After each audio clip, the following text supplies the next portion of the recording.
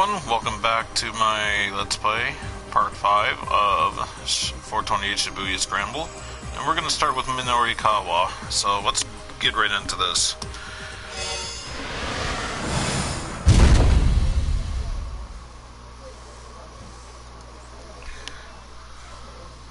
No! What an excellent opening.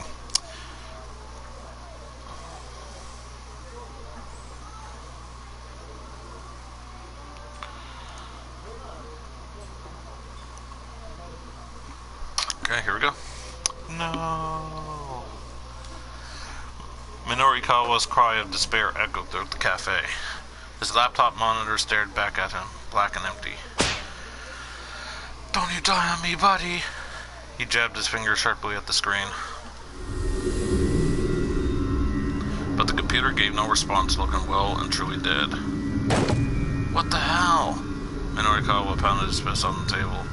This would be the worst case scenario, even if you weren't desperately pressed for time. Guess I'll just have to write by hand then. He rummaged through inside his bag and pulled out a notebook.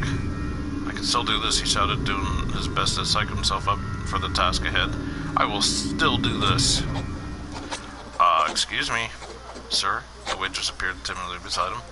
What? Minorikawa snapped, his pen still flying across the paper. Sir, if you could please quiet down. My damn computer just broke.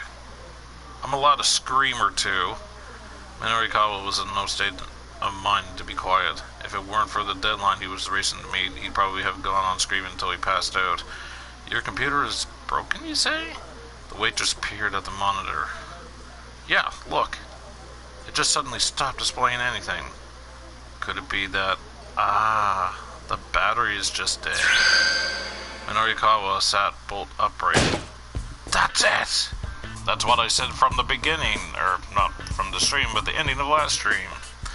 That his computer died. Not broke, but died. That's it! The waitress flinched as Minorikawa's finger jabbed toward her face. I hadn't considered that possibility. Hey, let me plug in somewhere. There's an outlet right there, sir.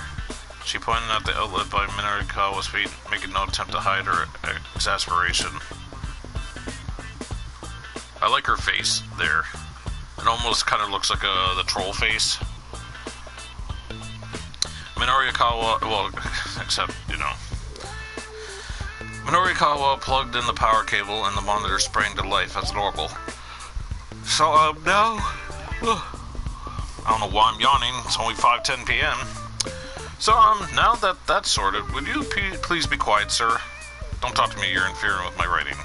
Minorikawa's fingers had already begun dancing across his keyboard. With a sigh, the waitress disappeared back into the kitchen. She's cute, though. Oh, yeah, now we're talking. His fingers picked up speed as he went about touch typing. Oh, crap.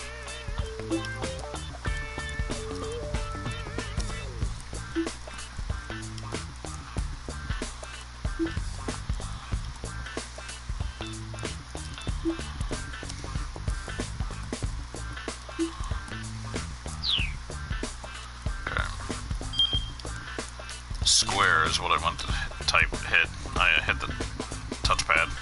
Touch typing. The act of typing at a keyboard without looking at the keys. The aspiration of computer novices everywhere. The typical method involves placing the index fingers on F and J keys with the middle ring and pinky resting on A, S, D, or K, L, and well, the other thing that's not a comma. Keys to either side from which all the keys are easily reached. With practice, a touch typist can interactively hit the correct key every time without looking. I kind of tried this, but I didn't rest my fingers on those keys. I just couldn't. I just tried to, like, rest my hands, like, in a certain place in the keyboard, not over, like, certain keys, and then I just tried typing out, you know, what, just try typing out exactly without, like, looking, and I'm, like, 75% good at hitting the keys that I want to hit, and then I fail the rest of the time. And I'm just like, oh, well, I'll just keep with this. If I keep messing up, I'll just look at the keyboard. The pros and cons of surveillance cameras. Proprietor of outdated electronics shop oversees high-tech camera setup. Bedlam at bogus weight loss drink sales demo. Bankrupt organizer remains undiscouraged. Now Minorikawa's spirits were riding high. His writing rolled along at a brisk pace. Sir, it was a waitress again, her voice yanking Minorikawa right out of his soaring mood. Sir, now what? Has the President of the United States agreed to give me a one-on-one interview? The waitress's eyes went wide with confusion. Huh? Because unless it's something that important, do not speak to me right now. But she was undeterred. Sir, please, could you just be a little quieter? Minorikawa's fingers seized their rattling across the keys. Just what sound do you have a problem with? All I've been doing is writing a copy. Well, for the last while, actually, you've been talking while you write, sir. Talking? Hold on a sec, folks.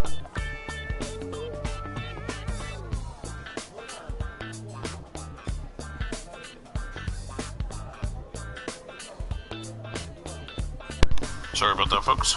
Alright. You've been talking while you write, sir. Talking? Minorikawa tilted his head in confusion. Yes, sir, you've been talking about an electronics store and some bogus weight loss drink. I assume that's what you're writing about? You're saying I've been narrating my copy aloud while writing it? That's right, sir. Other customers sitting nearby were openly snickering. Well, so what? He snapped. He was red in the face now. You should all be delighted that you get to hear what I'm writing before the magazine goes to print. Well, actually, sir, one of our customers has been complaining. Complaining? Of all the nerve. Who was it? Where are they? Minorikawa scanned the other patrons, many of whom were unsuccessfully trying to hide their laughter. It was me. It was the grumpy older fellow who'd been making the scene earlier. Bogus diet fads, peeping security cameras, reminds me of the sleazy tabloid for 4-star general gossip I hate so much. Oh ho, you sure seem to know a lot about it for something you hate so much. The man's face twisted up with scorn. Your behavior is bothering everyone in here, he said. Do you not understand that? No, I don't. Guess a reporter who writes nothing but nonsense prefers nonsense and everything he does. Minorikawa could feel his blood boiling. What was that? Go on, say that again. Oh, gladly. Nonsense, filth, cod swallop. Cod swallop? Flim flam. Or flim flam. You bastard, how dare you? Minorikawa stormed over to the man's table. Flim flam indeed. Bogus or insincere content. Few things anger Minorikawa more than reporters using dishonest means to create a story. Having his own work called Flim Flam would naturally make him blow his top. Just who are you calling Flim Flam? I like how he's like crawling like over a woman just to like hit him. And he's just like looking down and I'm like, The other man stood up and glowered in Minorikawa's face. You utterly lack any manners or sense of decency for starters. I have plenty of manners and decency. I also happen to have a deadline. Pah. As if a flim-flam artist like you has a work ethic. Stop calling me flim-flam. The waitress inserted herself between the two men. Gentlemen, please, stop fighting. I demand that you remove this man at once, the older fellow barked. He's the one you should be kicking out, Minorikawa shot back. By now he was ready to go for the guy's throat. Please, the waitress pleaded, both of you return to your seats. She grabbed onto Minorikawa and began to forcibly drag him back to his table. It's too late for that. Given into his anger, Minorikawa threw a punch at the troublemaker. Okay, just calm down. Minorikawa did his best to swallow his pride. I'm gonna go with A, punch. Oh, it's too late for that. Given into his anger, Minorikawa threw a punch at the troublemaker. The man dodged nimbly, however. Heh, you're not bad. I'm 6th Dan in judo. You should have mentioned that earlier. Minorikawa hastily retreated to his seat. The other man snorted and sat down with a scowl.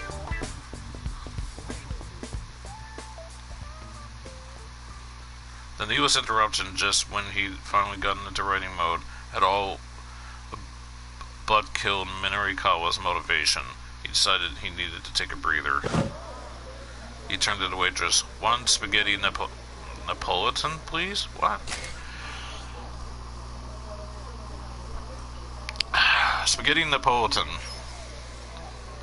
Spaghetti flavored with tomato ketchup. Napolitan is a corruption of Neapolitan, though the dish itself has no connection to the Italian city of Napoli. Rather, it originated as a menu item at a hotel in Yokohama shortly after World War II. There is also a spaghetti dish from Nagoya called Milanese, which likewise has no connection to the Italian city of Milan. He might not have a lot of spare time, but working on an empty stomach wouldn't do him any favors. While waiting for his order to come out, he decided to read back over the copy he'd written so far. What? When he looked back at the monitor, the screen was black yet again. Looking down at his feet, he saw that the power cable was now unplugged. Hey, what kind of cafe are you people running here? He shouted. The waitress hurried over, looking combative. Sir, you yanked it out yourself when you stood up earlier. What? A likely story. It's the truth, sir. Minorikawa pointed at one of the customers sitting next to him. Is she telling the truth? Did I really yank my power cord out myself? I could make a comment right now, but I'm not. The man nodded sheepishly. Yeah, well, then that's the outlet's fault for being someplace where it unplugged so easily, Minorikawa squawked. The waitress marched away, head held high. Just make sure the spaghetti's delicious, Minorikawa shouted after her. Do that and I'll consider us even. Oh, and load it with cheese, lots of cheese. He plugged the power cable back in, then let out a heavy sigh. And all his writing fervor. Yeah, fervor. He hadn't thought to save his work. Oh. Always make sure to save your work to avoid losing data. Honestly, why is it that your computer only seems to freeze when you've forgotten to save your stuff? He was probably going to have to rewrite most of what he's done. Excuse me. Minorikawa looked up to see a woman standing there. I'm so sorry, she said, about my father. She gave a tiny bow. Your father? Oh, the rude old man? He's just a little worked up right now. Please don't pay him any mind. So what, you're waiting on your boyfriend? Huh? The woman was taken back. I happened to hear you two arguing earlier. Would have been about 2 hours ago? Oh, I see. An awkward, embarrassed smile came to the woman's face. I thought he was going to ask my father for permission to marry me, so we've been waiting for him, But he hasn't shown up? No, he must be really busy. She cast her eyes down sadly. Minorikawa took a better look at her. She was gorgeous. A woman with her looks wasn't something he saw every day, that was for sure. Say, would you mind talking with me for a bit, he asked. Me? Yeah. I kinda need to turn my mood around here. Well, okay, at least until my father gets back. The woman cast an anxious look toward the restrooms.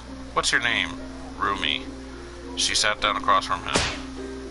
Wait a second, aren't you? Minorikawa appeared at Rumi's face. One of those twins that was chosen as Miss Midoriyama? Rumi shook her head. No, not me. No? Darn, didn't think I'd be that lucky. He took a sip of the now cold coffee. I do know the girls you're talking about, though, Rumi said. I like how all those bubbles are, like, caught mid-air.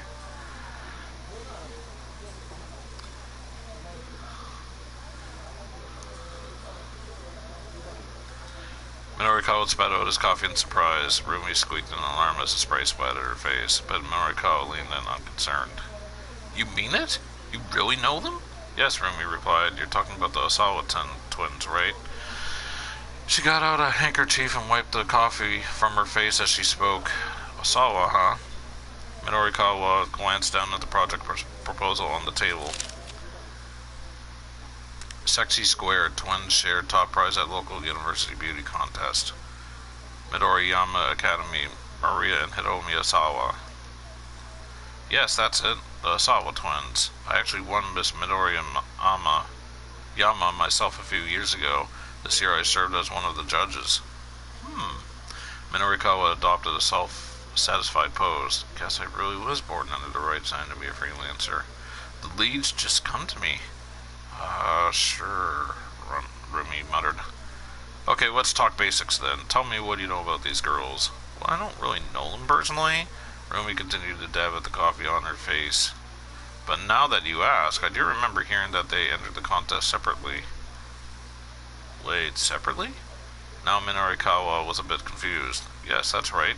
I assumed they'd enter as a pair, but apparently not. I wonder why. I mean, they're twins. Don't they look alike? Wear the same clothes, do everything together, and say the same things at the same time? Stuff? Rumi chuckled and shook her head. No, not at all. Besides, these two aren't identical. They're fraternal twins, she said. Fraternal twins. Twins who were born at the same time from two eggs that were fertilized separately. Fraternal twins do not share the same genetic information. They can differ in such characteristics as sex and blood type, though there are cases of fraternal twins resembling one another almost as closely as identical twins. Maria and Hiromi Isawa happen to look very closely alike, but they do not have the same blood type. Although at a glance they do look very similar. Still, how should I put this? They both give off a very different impression. Oh? Now that sounds interesting. Mind explaining what you mean? Minorikawa opened his memo pad. I talked to them briefly after the award ceremony. The older sister struck me up as really energetic, but the younger one was more quiet and reserved. Minorikawa's investigative senses were tingling.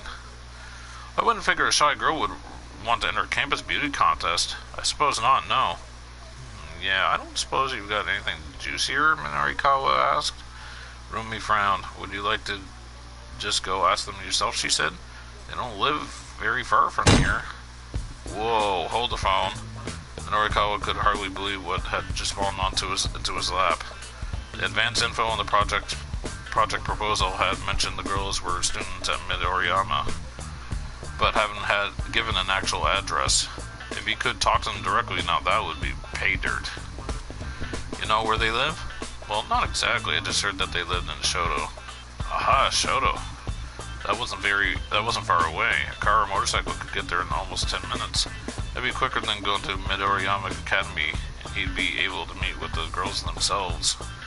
Minorikawa flashed a quick look toward the restroom. It looked like Rumi's father had just gotten back. Sorry, she said, I should be going. No problem, and thank you. Rumi gave him a quick nod and then hurried back to her seat. Don't forget about your spaghetti. Minorikawa grabbed the directory from the public phone and flipped through the pages. To his surprise, there were only 5 listings for the name of Sawa with the address in Shoto. There was neither a Maria nor a Hiromi, but he hadn't expected there to be. He needed to find their parents. Wasting no time, he called up the first Sawa on the list.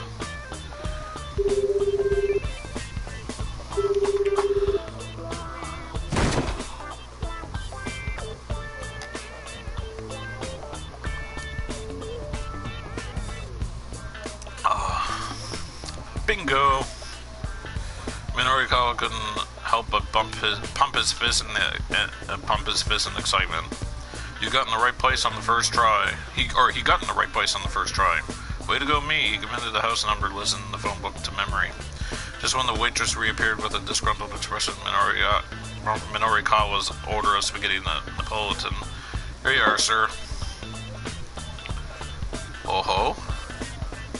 The pasta was piled high with an impressive amount of grated cheese. It looked almost like a miniature mountain of snow. You did say lots of cheese, sir, the waitress told him. She set down the canister of cheese and a bottle of Tabasco. Tabasco, a sauce made by the US-based Melhenny Company, consisting of hot peppers, grain vinegar, and rock salt.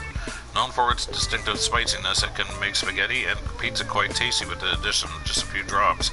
Tabasco also goes pretty well with ramen and curry. Recommended for times when flavor is lacking a little punch. However, even one drop may be too much for those who can't handle spicy things. It has been claimed that Tabasco was first imported to Japan by a certain well-known former pro wrestler, but this story is untrue. Oh, this looks good, Minorikawa exclaimed. He twirled some spaghetti up with his fork and shoved it into his mouth. Yeah, I never tried Tabasco sauce, but I will say this. As soon as Sriracha entered the scene, Sriracha was highly popular among a lot of people. I never heard of it until, like,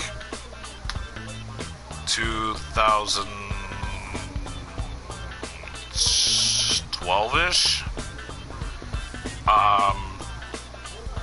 It was on a frozen, there was a frozen pizza brand I buy for this. It's close to the States brand of DiGiorno. Up here in Canada, there's a company called Delissio. They had a buffalo chicken flavored pizza in the frozen aisles, and in it had Frank's Red Hot sauce and ranch. Now, what does this have to do with sriracha?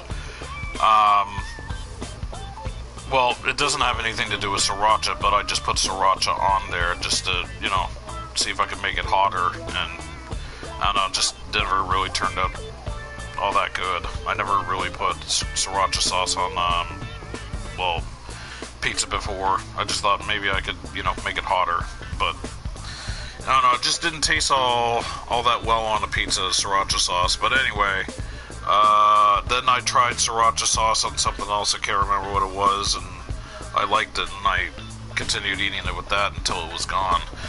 But I think that was the only time I ever bought a bottle. Anyway, the slightly sour sweetness of the ketchup blended perfectly with the mellow flavor of the cheese. Oh, that is tasty. There was nothing like satisfying grub to lift the spirits. He turned back to the laptop, still wolfing down the spaghetti. Alright, we're back in action, let's do this. Yet again, he unthinkably blurted his words aloud as he slipped back in the writing mode. I've got this. With ketchup smeared around his mouth, he set his fingers tapping away at the keys. The waitress let out another groan of dismay. Huh? You say something? Minorikawa glanced at her direction, but the waitress faked a smile. No, sir, I don't think so. Well, yeah, well, then go away. You're distracting me. The moment he looked away, she clenched her fist in indignation. Nothing, sir. Good luck with your work, sir. I don't need luck. I've got this.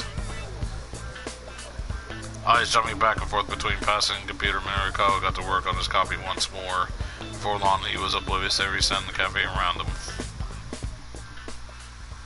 That's when she went back to making her fist at him. When he finally snapped out of writing mode, he glanced at his watch. It was 2:20, almost time for him to head to the next interview. Better get a move on. Never actually paid for his food. Kimizuka's taxi came by just as Minorikawa was hurrying out of the cafe. Well, what a pleasure. Excuse me. Well, what a pleasant surprise, Minorikawa called out. Nice timing, my man. Kimizuka's startled look quickly vanished behind an expression of professional resignation. Do you need a ride, sir? You know it, Minorikawa replied. First, head to Shoto. After that, I'll need to get to Sakura-gaoka. As he cast his gaze out at the sights of the city, Minorikawa mulled over his plan for the next part of the day. First, he'd interview the Miss Midoriyama girls, then he'd meet with the head of the theater troupe. In order to leave himself enough time to write his copy, that meant, I'd like to get this all wrapped up in 20 minutes, he said. Can you make that happen? Kimizuka flashed a grin. That will incur a special face, sir. Or a special fare, sir. Oh, special, Minorikawa said, as he got this settled in the seat. I love that word. Kimizuka stepped on the gas.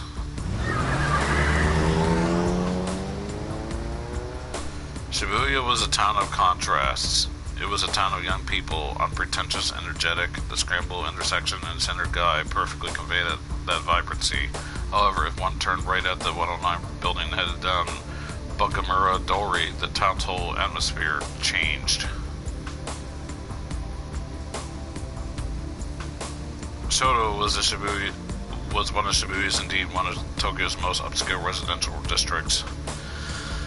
Wherever one looked, there was stately manor houses, giving off an imposing air, sending the message that this was no place for common folk. Right here's fine. Minorikawa directed Kimizuka to pull over. Wait here for me, I'll be right back. Hopping out of the taxi, he checked the nameplates of the nearby homes. Ah, here we go. He spotted a nameplate that read Osawa. Kenji Osawa, huh? The name nagged at him somehow. It had been back in his mind ever since he'd seen that photo, or phone book, but back at the cafe. Had he heard it someplace before? He walked up to the gate and pressed the button for the intercom. Even though chiming made when pressed sounded elegant. Minorikawa waited, but there was no response. He looked at his watch. It was 2:30 now. His interview with Shinosuke Arai of the Wandering Angels was supposed to have started already. Wandering Angels, Episode 3. With help from Shinichi Mondo was able to get out of the apartment. Then, with all the players had finally assembled, the troupe proceeded with one last rehearsal before showtime. But again, tragedy struck. Mondo came down with food poisoning after eating his lunch. He was rushed to the hospital in an ambulance, and the Angels were once again lacking an actor for the key role of Shido. Arai was on the verge of panic. Finally, however, he came up with a solution. Nova's actor Takuya Amo, age 31, would take part, continued in Episode 4. Still, he wanted to meet with the twins first, if it was possible. He had to make a choice. A, he decided to wait a little bit longer, and B, he decided to give up and head to his next interview. Decided to wait a little bit longer. Just 5 more minutes. The front door opened. A grim-looking man emerged, leading another man in handcuffs. Ooh. Minorikawa was standing in their way. "Pardon us," the serious-looking fellow said. He gave Minorikawa a curt bow as he passed by. Minorikawa smelled the distinct odor of a scoop. "Hey, does that guy live here?" he asked. The man ignored him and kept moving. But Minorikawa followed. He couldn't let this opportunity pass by. "Hey, wait up. Is that Mr. Osawa?" With a grimace, the man pushed Minorikawa aside and hurried his handcuffed prisoner along. For a moment, Minorikawa wondered if he should keep after them, but he decided against it. Whatever was going on here, he doubted he would be able to get an interview with the twin girls right now. This had all been an unfortunate waste of time. He had no real choice but to head along to the next interview. Very interesting.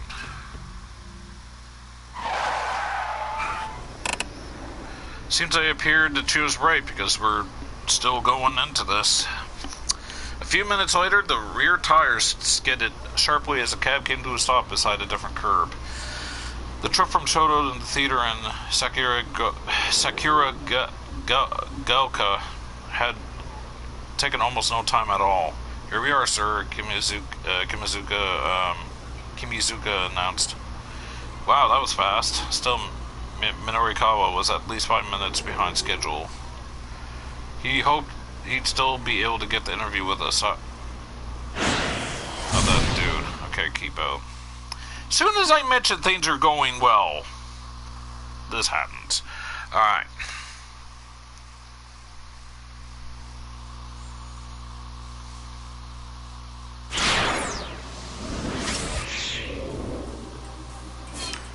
Let's go with...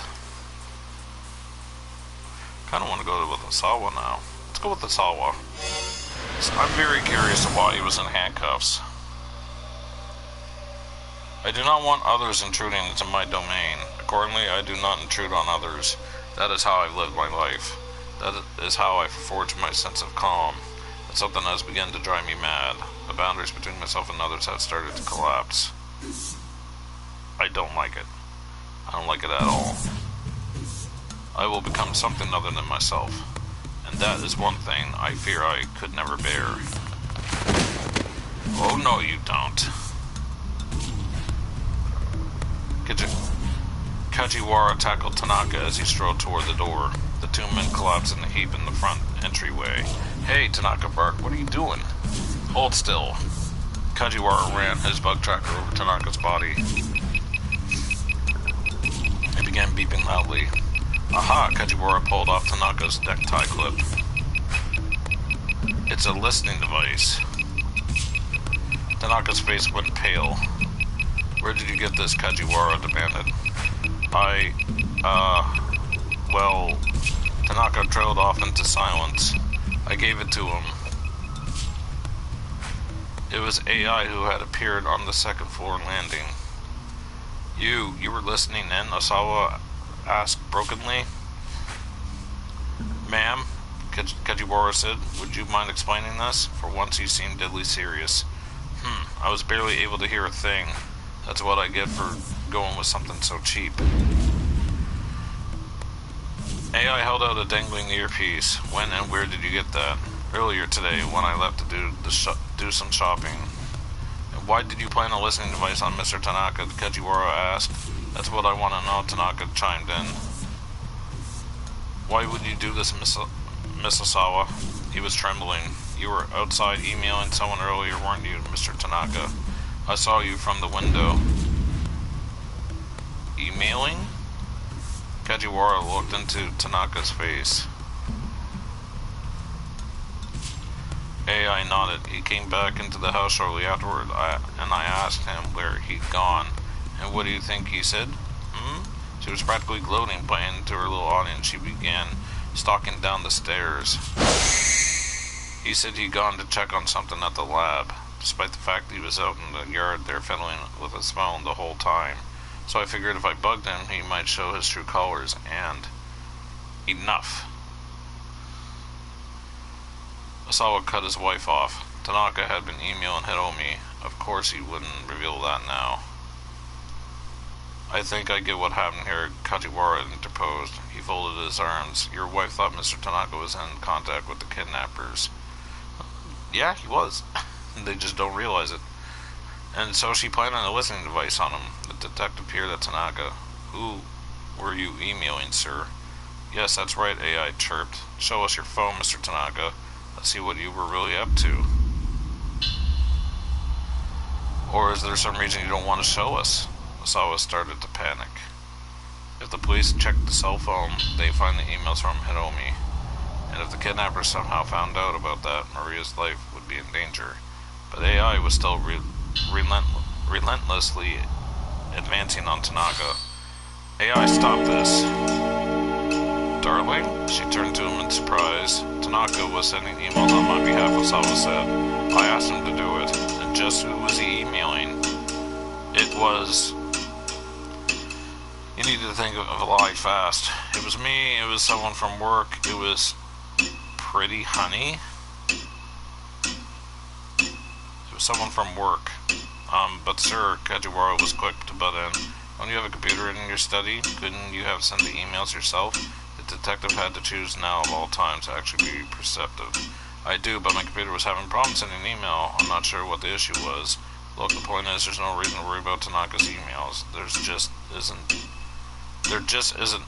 I'm telling you. It was a lame excuse, but he had to just keep pressing it. Anyway, I think we can say we're done here, Osawa said. He opened the front door. Now, if you don't mind, I've asked Tanaka to run some errands for me. Tanaka gave him a quick bow and headed out the door. Hey, wait. AI started to go after him. Just calm down, Osawa barred the way. There's no way he's connected to kidnappers. Can you see that? His voice cracked and he shuddered at a sudden rush of emotion. There, Sir, Kajiwara said consolingly. She's just deeply worried about your daughter. AI turned around and marched back upstairs. That sucked. She almost uncovered the truth, but he stopped her. But still, if she is that worried, giving a tie clip as a gift seems a bit... Tie clip. Clothing and accessory meant to hold one's necktie in place. In the old days, they were a quintessential part of the salaryman's outfit, along with the cufflinks and the company badge.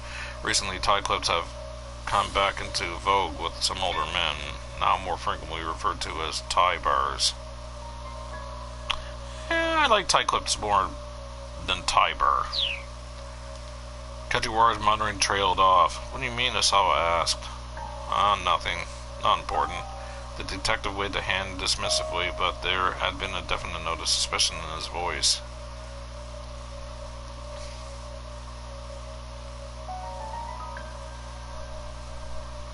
Well, back to work, Kajiwara headed back into the living room.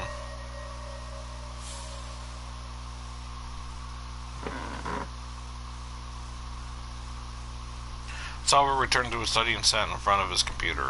He had no desire to be in the presence of the detectives who now crowded his living room. The Aya Kamiki fan forum from people 40 and over was still open on his monitor. He reloaded the page and saw that an earlier thread had gotten a reply. It was from Pretty Honey.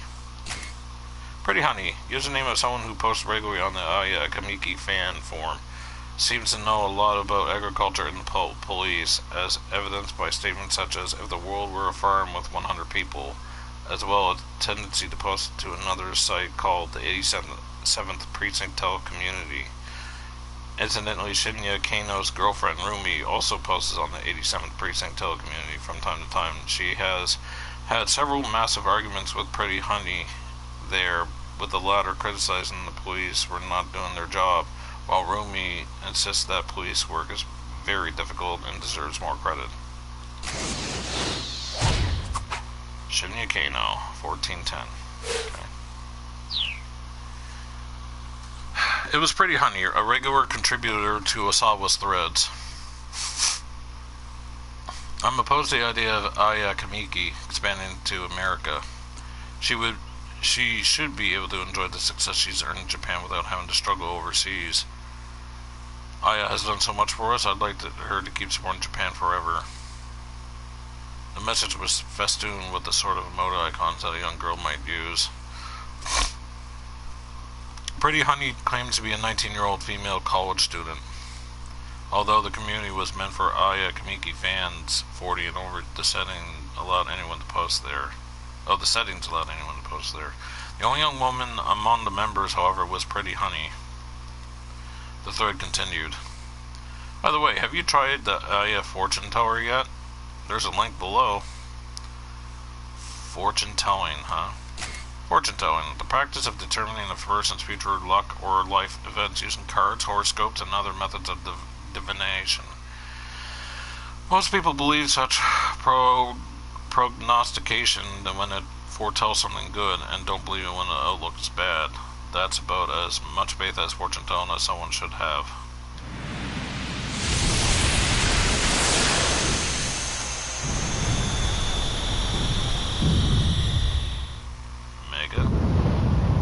Mega unlucky.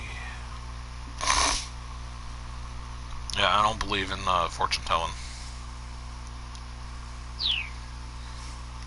Osawa stared. Should he ask whether Maria was safe? If it gave him a good answer, he'd believe it. If it were a bad answer, he wouldn't. It might be worth a shot just for peace of mind it'd bring. He clicked the link and the Aya Fortune Teller page came up. It asked to enter your birth date and sex, and then Aya Kamiki would offer her advice. Osawa followed the instructions, entering his date of birth, selecting male, and then clicking next. Something tells me he's going to ask it, and she's going to say no, and then he's going to get peeved off, and he's not going to be into Aya Kamiki anymore, or something like that. A few seconds later, his fortune was displayed.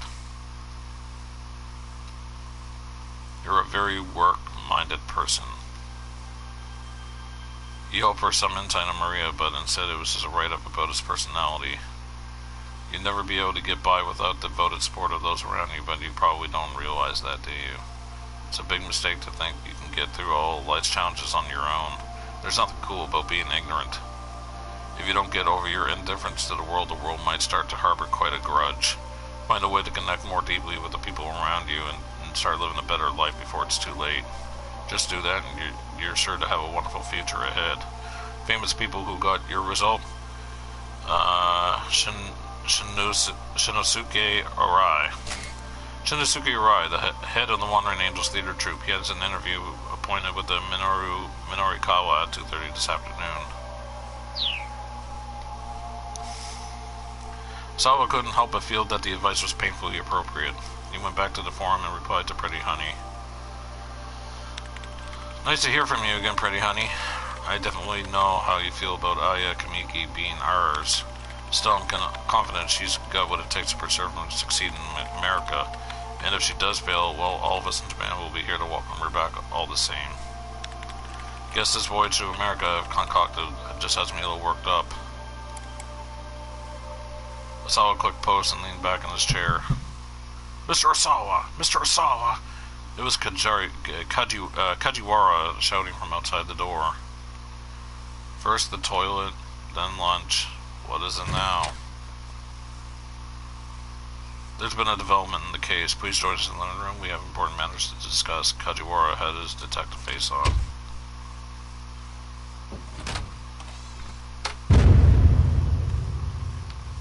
When Osawa entered the living room, AI was already there looking stern and solemn. Now that you're both here, Kajiwara said, allow me to share what we know. We've identified a location that appears to be the Syndicate's hideout. You have. What about Maria? Is she there? Osawa exclaimed. We still haven't been able to ascertain whether your daughter is safe. Well then, what is the important matters you need to discuss? Osawa felt a wave of anxiety rush through him. The hideout in question is a condominium in Hiru, and it's owned by whom? Mr. Osawa, please calm down. Tell me, go on, out with it. Kajiwara took a deep breath. The residence is owned by Mamoru Tanaka.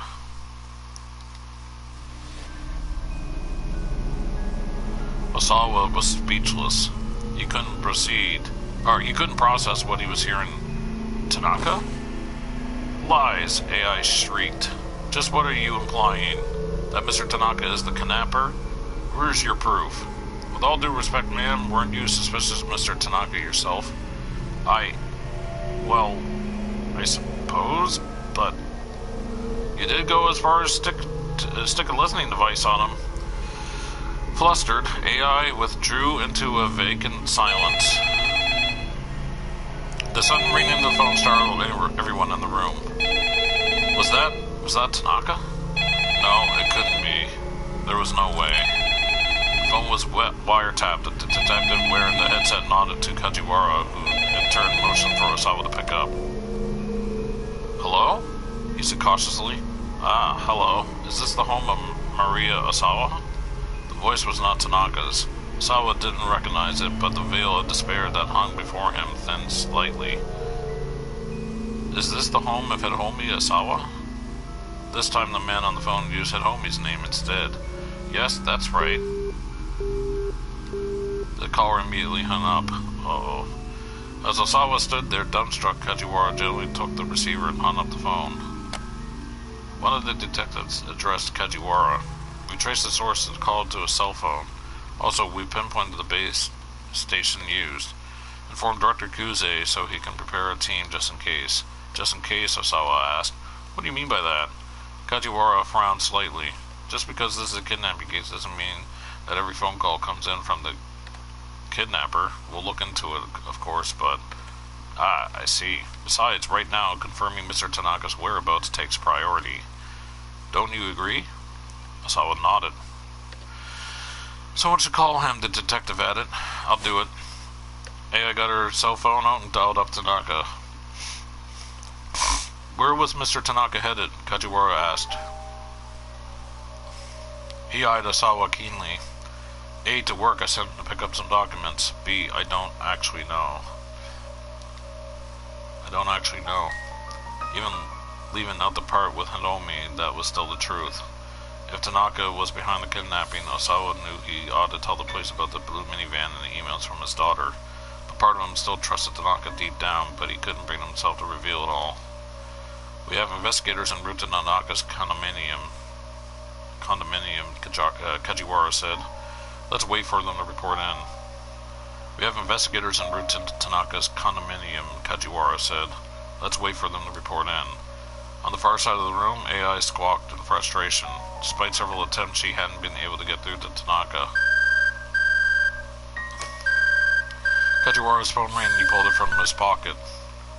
Kano? What's going on? He headed into the corner as he spoke into the receiver. I suppose that'd be alright. What for, though? After a few more quiet words, Kajiwara held his phone out to Osawa. One of the investigators on the scene would like to speak with you. Frowning and confused, Osawa took hold of the phone. Osawa speaking. Can I help you? This is Detective Kano from the Shibuya precinct. Time is critical, so I need to cut to the chase here. There was a pause as the speaker took a deep breath before continuing. Did you give the antiviral drug to your daughter, Hiromi?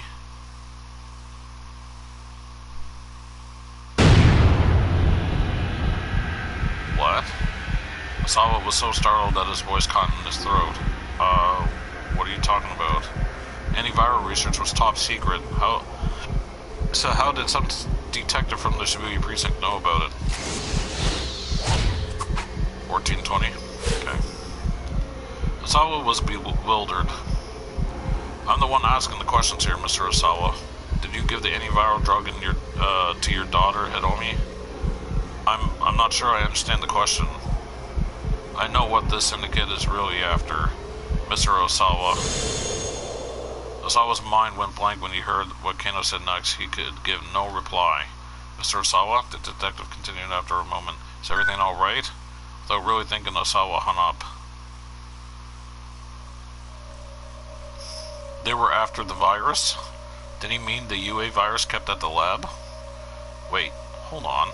The detective had to be wrong about that. The kidnappers must have the UA virus already. Otherwise, I wouldn't have to do what I did to Hiromi.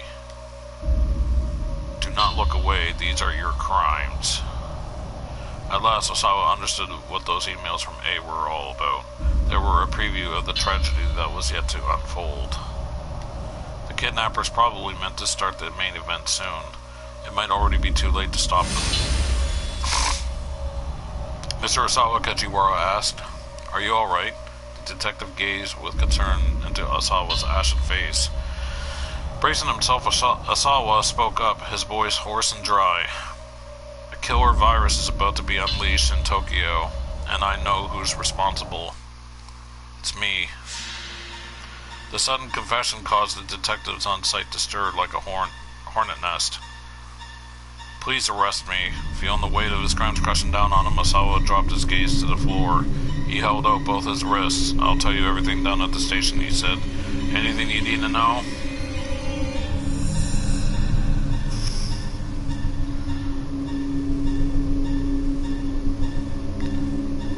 Osawa imagined bodies dropping left and right.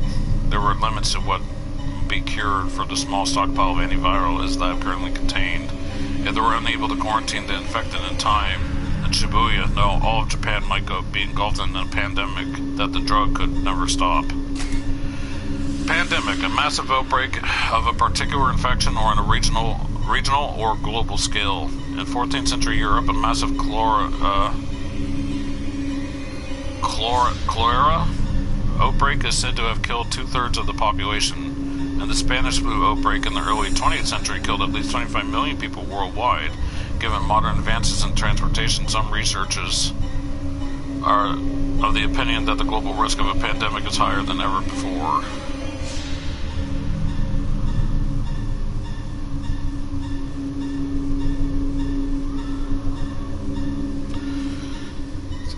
It's kind of scary because this game was out back around when the Nintendo Wii was out, before the Wii U existed. So this is around 2001-ish, or not 2001, somewhere between 2001 and 2004 to like 2009 is when this game came out. I don't know if it came out over here, but I know it was in Japan. I'm pretty sure it came out over here because I'm seeing a not translated, but a page in English for a walkthrough. So yeah, that's how old this game is. And yes, we're in a pandemic right now. And yes, things are opening up slowly. I don't like talking about this on my stream because I'd like to have, you know, good vibes and good times and all this stuff and not really talk about depressing stuff. But yeah, I mentioned this in an earlier video that I did. I think it was part 2, maybe. But here they are mentioning about, you know, the pandemic, or a pandemic, and stuff that happened, like, in the past, I guess. Well, not I guess, but, yeah. And here they are.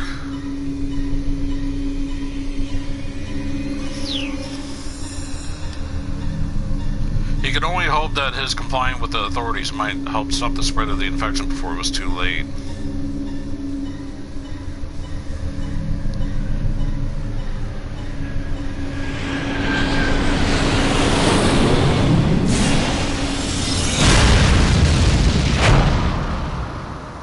Bad end. Guilty conscience. The thought of UA virus devastating Japan filled Osawa with despair. Blaming himself, he asked to be arrested, but this only happened because of what Kano said to him. Simple error in word choice led Osawa to a completely wrong decision. Kano ought to properly inform Osawa just what happened, or just what the kidnappers are after. Alright, so I'm at a bad end with him, so I gotta play basically Kano. So, you know what? I think I'll play Kano next. But yeah, it's, you know, so for those who don't know, before the whole pandemic started before this whole pandemic and all this stuff was just mainly happening in China, it's kind of weird because I was playing The Division, and that game was about a virus that was affecting people, and it was called the dollar bill flu. And somebody was affecting the dollar bills in the U.S. and it made its way around to everybody from New York City to outside New York City, and like the world was basically falling apart. Well, United States at least, and probably, well, yeah, United States at least. There was no mention of like bad, you know, things that were going on in Europe and all this stuff and whatever, but you know. Again, the pandemic was happening in the States in that game. And just after that, and just after I got done playing that, all this stuff, like, started happening, you know. Like, well, not really. I guess it slowly started affecting stuff in the States in early January or late December. So, yeah, it's just crazy. Anyway, we're not talking about that, even though this game is stuff about pandemic and stuff like that, but anyway. You caused a pandemic, Terminator 27? No, I didn't. This guy might have. I don't know. But we'll find out in the story when I keep playing more of it. But hi, Tyree. Alright, let's go to Kano.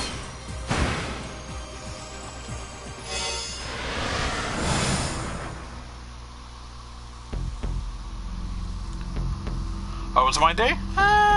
My day is okay so far. Woke up around 1 o'clock or 2 o'clock in the afternoon. Can't remember. Here it is, 6 p.m. right on the dot, and I'm playing this as fast as I can. Usually it takes an hour, 4 or 5 hours for me, depending on how much I struggle with trying to figure out what I need to do next to continue on with the storyline. So, yeah, so I'm going to be on this for another probably 3 to 4 hours.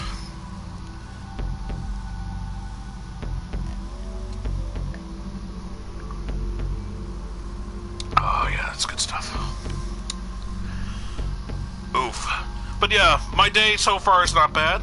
How's yours, Tyree? Canon? Kano muttered. What's canon? The stench of blood hung heavy in the basement bar. Stanley was silent, staring at the criminal's corpse. Hey, do you know anything about this? Kano asked. Stanley gave no response. The silent treatment again, huh? Kano huffed. The American glanced at him gravely. In all likelihood, the one who did this was acting alone. Alone against this many people? Who on earth? There's no need for you to know. Cut the crap, Kano snapped. He grabbed Stanley by the collar. If there's someone involved in this case who's capable of something like this, I need to know about it. How am I supposed to do my job if you keep me in the dark? Stanley remained stone-faced. Look, I'm not afraid of the risks, Kano said, and I'll be a lot more effective if you at least let me in on the basics here. The more you know, the sooner you'll wind up dead. Kano tightened his grip. But it's okay if I wind up dead while I'm still in the dark, huh? Fine, Stanley said. I'll answer your first question. He brushed Kano's arm aside. Kanan is the name of a covert operative from the Middle East.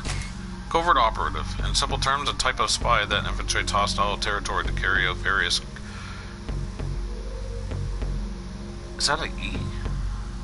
Or a C? Okay, it kind of looked like it bent to make it look like an E. Clandestine activities. I believe she's the one who killed these people here. The Middle East. A covert operative? Kano hadn't expected spycraft to be involved in this. As she's an assassin with a cryptanalysis specialist. Oh, and a cryptanalysis specialist. I can't even speak, I tell you. It's been okay so far. As long as it's not going bad for you. That's the main thing, Tyree. Do you recall the mass jailbreak from Abu Ghraib prison a while back? Abu Ghraib prison.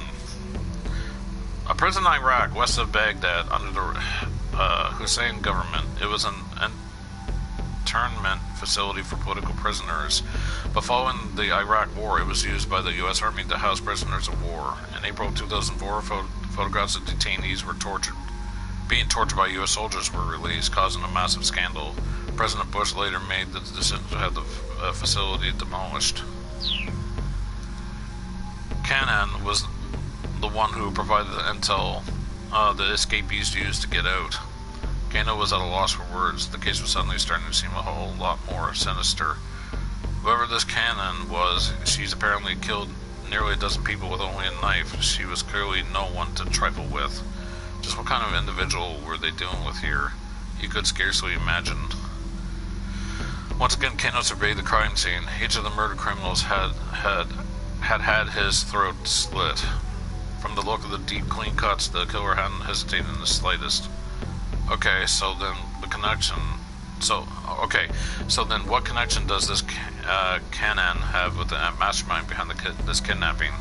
If Cannon had killed all these foreign syndicate members in this bar, that means she and the person behind the kidnapping were enemies?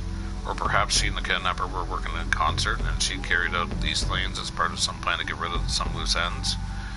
I believe I said I answered one question. Turning away, Stanley picked up a file from atop a nearby table. Apparently he wasn't in the sharing mood. Realizing that further questions would be pointless, Kano peered sidelong at the file as Stanley opened it. Inside was a detailed map of Shibuya. There was various routes marked with arrows and times. That's the plan for the ransom relay. Kano was so excited he blurted his thoughts out loud. It appeared that the ultimate goal for the ransom was a condominium.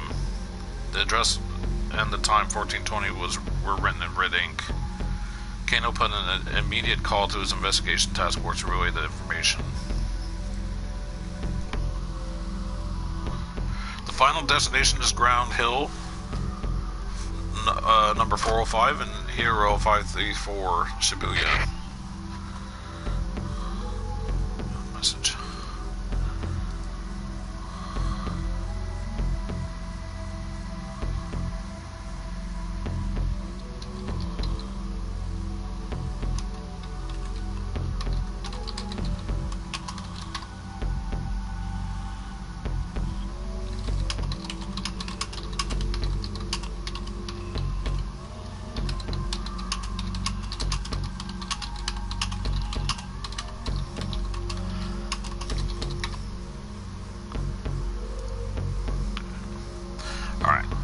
Sorry, I had a message there to message back to. You and Stanley head over there now. I'm sending back up to go in with you. You have authorization to apprehend the suspect. Finally, hearing the order that he'd so long been waiting for, Kano felt a spark of determination flare inside him. Alright, let's go, he said. Some of his excitement slipped into his voice. Stanley, still solemn, closed the file and followed him out of the bar.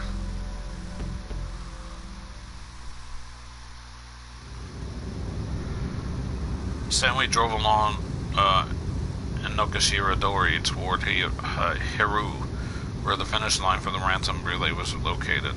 His demeanor was cold and brooding, in sharp contrast with Kano's gung-ho readiness. He seemed lost in some deep and fearless thought. Kuze's voice came in over the wireless as the car came out onto Meiji Dori. We've identified the owner of the condominium. It's... Kano held his breath in anticipation. The name Kuze spoke caught him by surprise entirely. Keep out. Are you kidding me?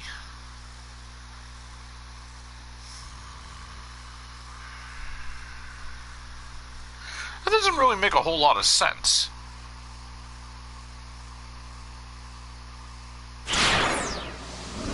Maybe if I do the jump. I'm gonna do the jump and see what happens. Okay, let's go back to Osawa. Ah, crap. Okay, I gotta go back to the timeline.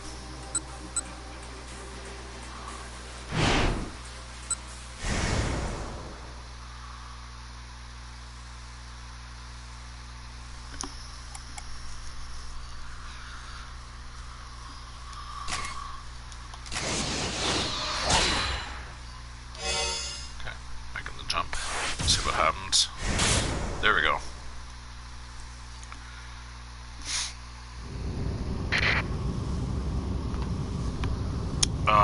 Kuze's voice came in over the wireless as the car came out onto Meiji Dori. We've identified the owner of the condominium. It's Mamoru Tanaka. He's a colleague of Kenti Osawa. What? Kano squawked. This is an unexpected twist. Kajiwara confirms that Tanaka left the Osawa residence just after 1400 hours. No word on his movements since then. It's possible he's headed to the private condo where the attached case is slated to end up. Any officer who runs across Tanaka is to apprehend him on sight. Kuze cut the connection. This mastermind you've been chasing, Kano asked. Is it Tanaka? Stanley didn't reply. Fine, never mind. I just wish I could know if Tenino is safe. Still worried about that traitor, huh? So Stanley could ignore all of his questions, but still remember to make snide remarks. Talking about Tenino is the only thing that gets a reaction out of you, isn't it? Kano snorted. What makes you so certain he can't be a traitor? Tenino just isn't like that. That's not an answer, Stanley scoffed. Alright, I watched the man work for years. I know him. He has no reason to betray the Force. You've watched him work, huh? What about his private life then? You know all about that too? He hasn't had money trouble or anything like that. Kano felt his blood starting to boil. I don't care what you think, he said. I trust Detective Tatino. Trust him? On what basis? I don't need any basis to have faith in someone, Kano snapped. Without any basis in fact, it's just plain sentimentality, Stanley said. There's no reason or logic to it. A thin smile came to his face. Be they friends or family, you can never really know other people.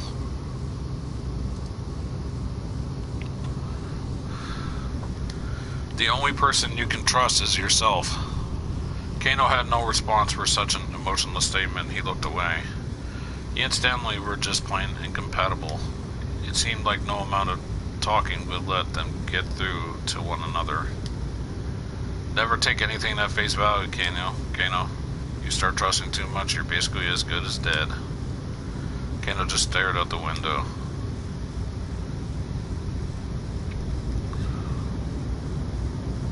The Shibuya precinct came into view. Tanaka's condo wasn't much further now.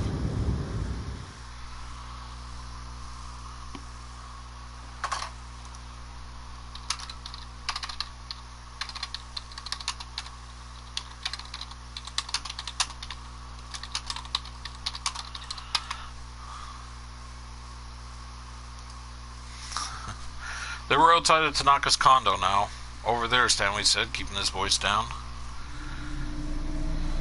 Across the street was one of the foreign syndicate members, walking briskly, the attached case clutched at his side. I'm making the arrest. Kano, wait! Stanley exclaimed. Kano heard him out loud and clear, but he had no intention of stopping. He approached with the criminal at full speed and then left a tackle around the waist. The two men fell into the pavement in a tangled heap. The collision sent the attached case flying.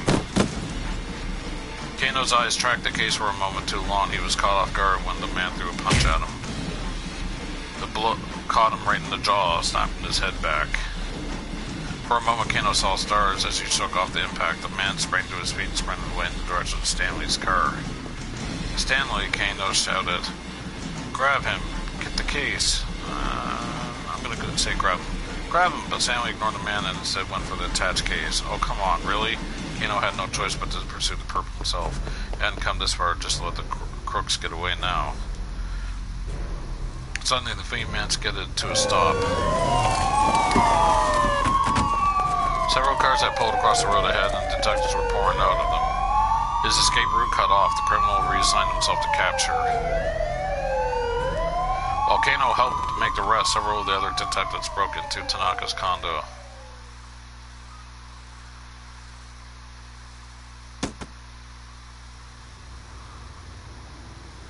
Stanley, meanwhile, was carefully inspecting the exterior of the attached case. He had already opened it. It was stuffed with bundles of banknotes.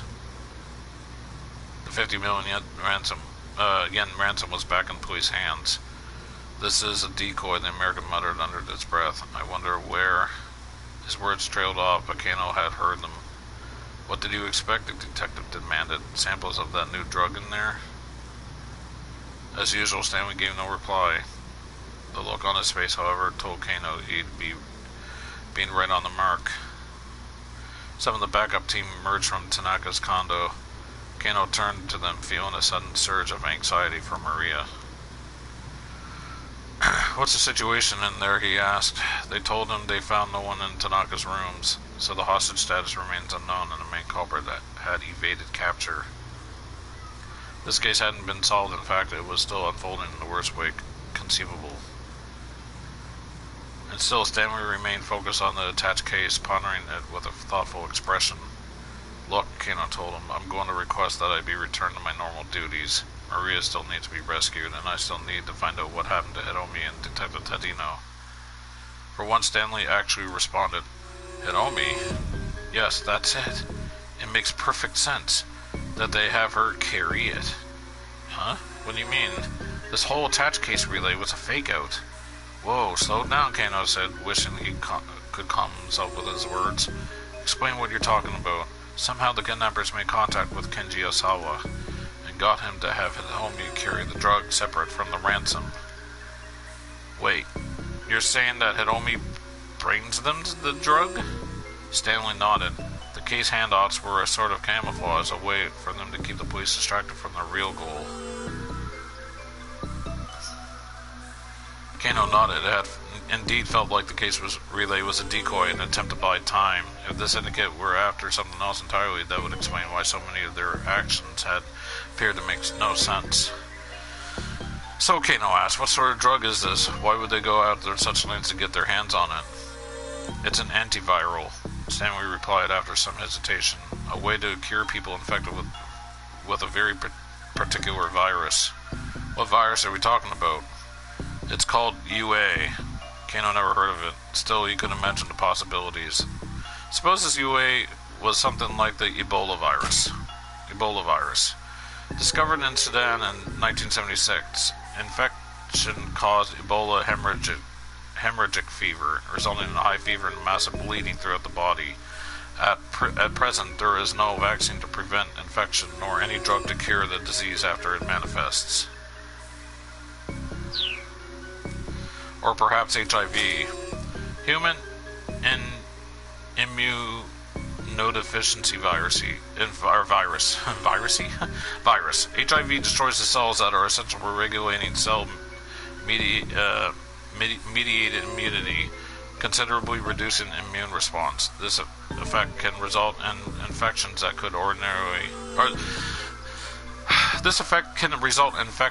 would ordinarily be fought off, easily developing into serious illnesses.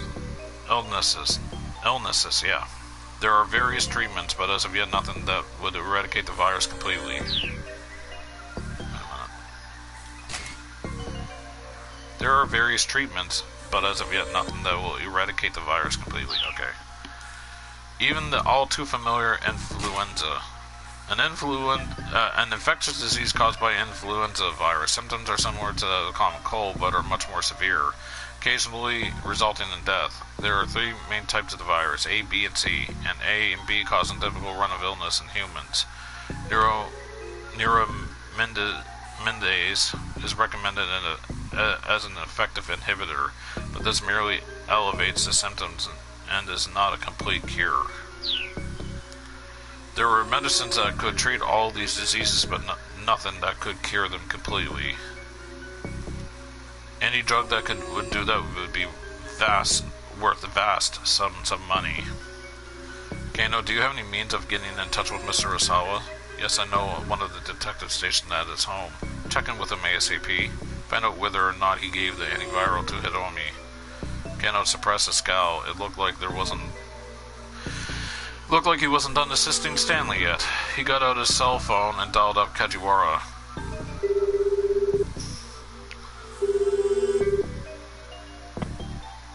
Kajiwara picked up promptly. Kano? What's going on? Could I speak with Mr. Osawa? I suppose that'd be alright. What for, though? There's something I need to confirm, to him to confirm for me. It's an emergency.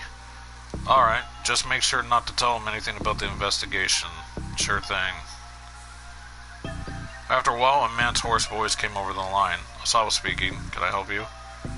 This is Detective Kano from Shibuya precinct. Time is critical, so I just need to cut to the chase here. Kano took a deep breath. Did you give the antiviral drug to your daughter Hitomi? Osawa let out a gasp. Keep out.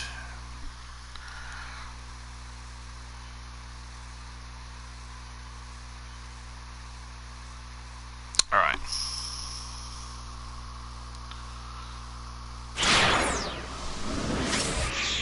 We're hot, folks. We're hot on the trail. Let's see. Let's go back to Osawa. No! Damn it. Okay. I wanted to jump.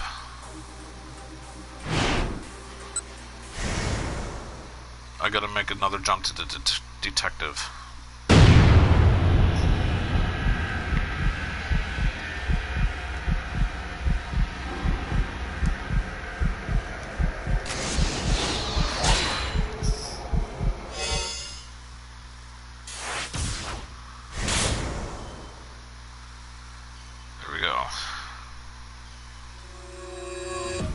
Did you give the antiviral drug to your daughter, Hitomi? Osawa let out a gasp. What are you talking about? I'm the one asking the questions here, Mr. Osawa. Did you give the antiviral drug to your daughter, Hitomi? I'm not sure I understand the question. Osawa's voice trembled as he spoke. Kano was sure he hit the nail right on the head. I know what the syndicate is really after, Mr. Osawa. It's the virus. It's you. It's Hitomi. It's Hitomi. Osawa remained silent. Now I can jump back over to him. Mr. Osawa, is everything alright? The line went dead. Guess that answers that well enough, Kano said as he put away his phone. No, it was clear why the criminals were after Hitomi. He saw an uneasy look on Stanley's face. Something on your mind, Kano asked? Stanley responded with a question of his own. If Hitomi was carrying the antiviral, how were the criminals planning on getting it from her? Kano thought for a moment. Well, taking her by force at the Scramble posed too high a risk, he said. There were nearly 100 detectives there. They must have guessed there would be. That's why they devised an attach case relay. They wanted to abduct Hitomi somewhere away from the Dragnet's notice. This was the plan that all the signs seemed to suggest. But still, he added, I wonder how they managed to lead her away from police protection. A look of revelation crossed Stanley's face. All they needed to do was convince her to go of her own accord. But how, Kano asked, and then it came to him. He thought back to Hitomi's initial reaction with Tariq Karawan. Just before he'd taken the attached case from her, the two had a brief conversation. It was possible Al-Karawan had given Hitomi some form of instructions then, which he did. Guess we're back to tracking down Al-Karawan again, huh? Kano could tell from the look in Stanley's eyes that he was on the verge of saying something, probably some remark about how Tadino allowed Al-Karawan to run free. Right now, Kano wasn't going to argue the point. After this case was resolved, he'd discover what Tadino's real motives were, and once he did, Stanley would eat his own words in the meantime. We can't just wander around looking without any leads, he said. Until we get more intel, let's see what we can do back with the security cameras back at the precinct. Numerous monitors shone down in the pair as they entered the Shibuya precinct surveillance room. Each showed an array of faces of individuals somewhere in Shibuya. Kano asked for one of the operators to pull up Al Carawan's data on screen. By selecting each of the faces of the monitors in turn, they could run comparisons to determine if anyone among them was Al Carawan. One by one, the operator made his way through the faces. Assuming their target was still in Shibuya, there was a high likelihood they'd find him. But the minutes ticked past and there was still no sign of him. Kano's tone grew more and more impatient as he directed the operator's search. Just calm down, Stanley said.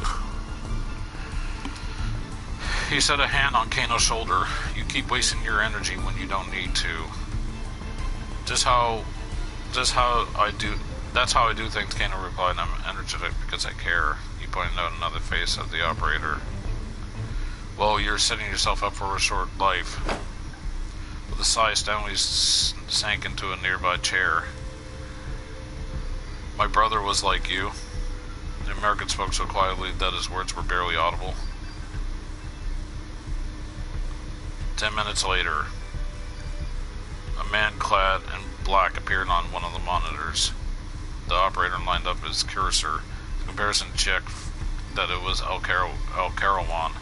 Yes, Kano hissed, pumping his fist. It appeared that their quarry was simply walking around town, calm and composed. Kano radioed Al Carawan's location to Kuze. All units intercepted the suspect on the double, Kuze ordered. Kano will provide guidance using the surveillance monitors. They saw Al Carawan stop in front of a cigarette vending machine. Was he waiting for someone? Sasayama reported, I've got eyes on the mutt. Mutt, perpetrator, hook to put someone in cuffs, dipper, pickpocket, wants, outstanding warrants, hang paper to write multiple citations, and other such traditional police jargon. Kano's partner had evidently been nearby. I'm making the arrest, he said. There was a note of courage in Sasayama's voice. He came into view on the monitor, walking casually. At some point, he ditched the anime nerd costume for a cat mascot suit. Oh no, Kano muttered. That get-up's gonna make Sasayama stand out like a sore thumb. Shoot, the mutt spotted me. I'm going in pursuit. Hold on, folks.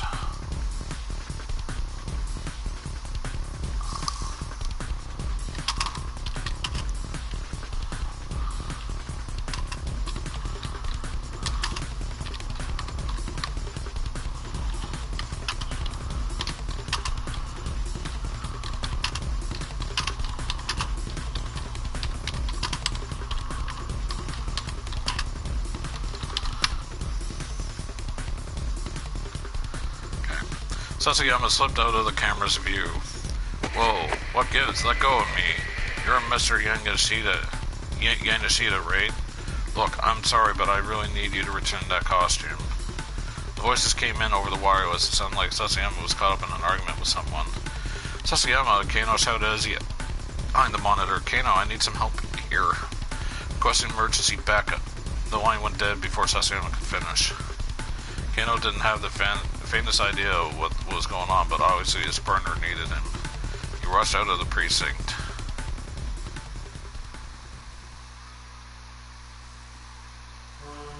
When he arrived on the scene, he saw Sasayama still in the catsuit, caught up in a scuffle with a man he'd never seen before.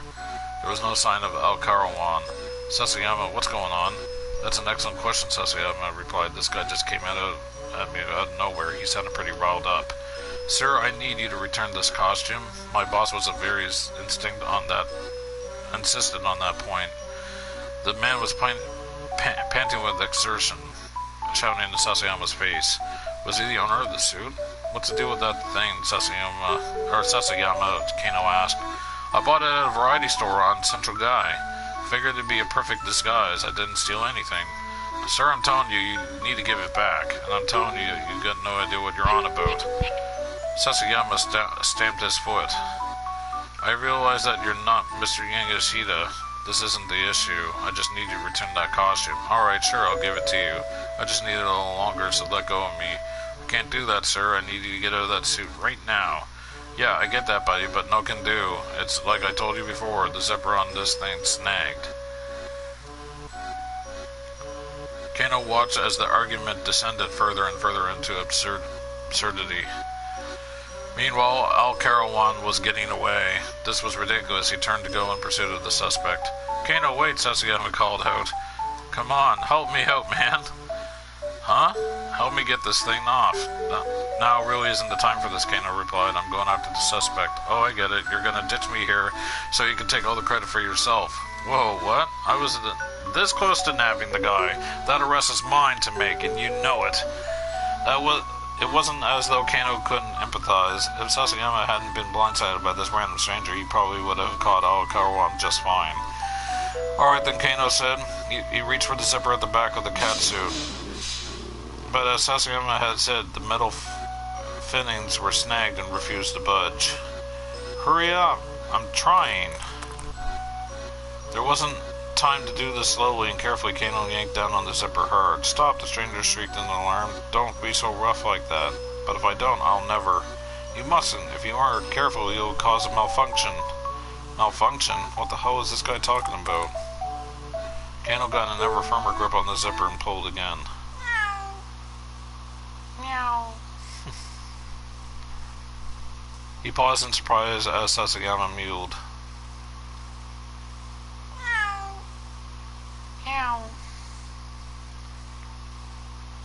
Again, Sasayama let out a little cry. Except it didn't sound like Sasayama's voice at all.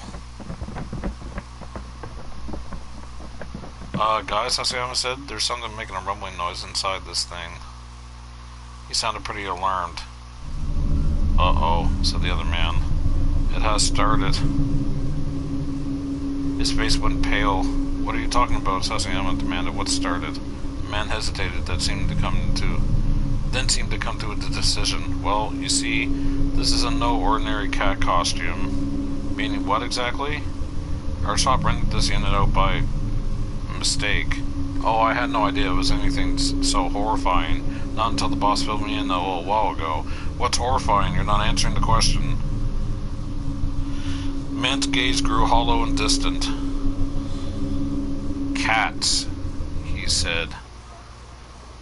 For a moment, there was only silence. Then Sasayama spoke up nervously. Well, yeah, it's a cat.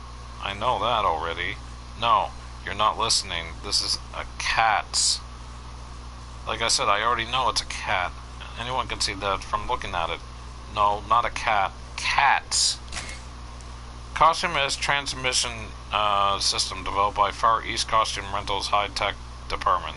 There was an official corporate notice stating, this is just a prototype and potentially dangerous, so do not lend it out under any circumstances. But it was accidentally rented by mistake. Okay. Meow, meow, meow, meow, meow, meow, meow, meow, meow, meow, meow, meow.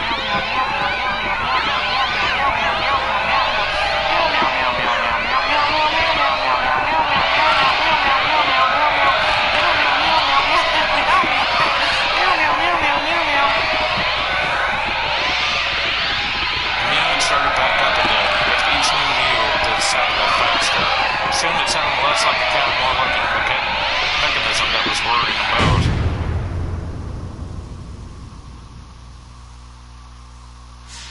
There was a sudden, fierce, blinding flash. Space itself began to warp in a roughly 3-meter radius around Sasayama and his costume.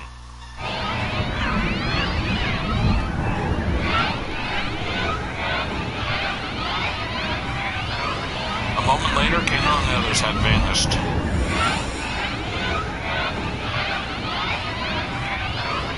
Bad end. Cats. Kano, Sasayama, and the rental guy were sent into another dimension due to a malfunction in the cats. Detective Sasayama should probably have never put that catsuit on. He mentioned buying it at a variety shop. It's under Guy. That's your lead here.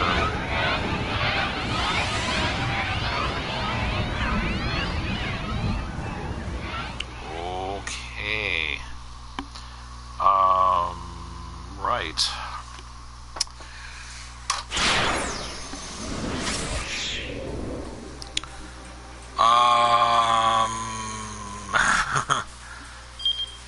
Let's go to that jump.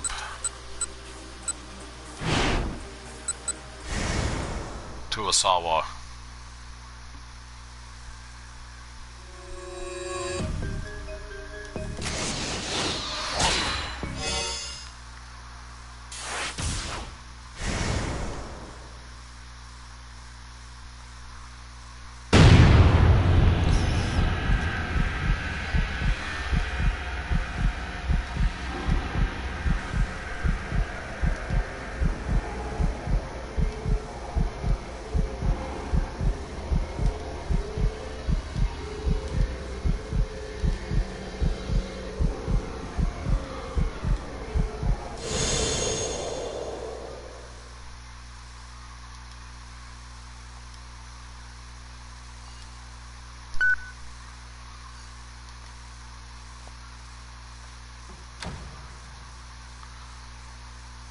Osawa staggered out of the living room. I didn't read any of that before because I already read it. He needed to be alone. To his surprise, Kajiwara didn't try to stop him.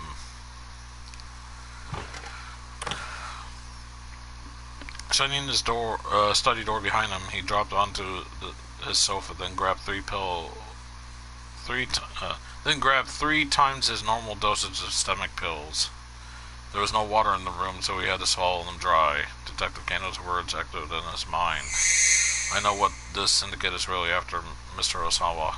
It's Hiromi. There was only one reason they could be after Hiromi.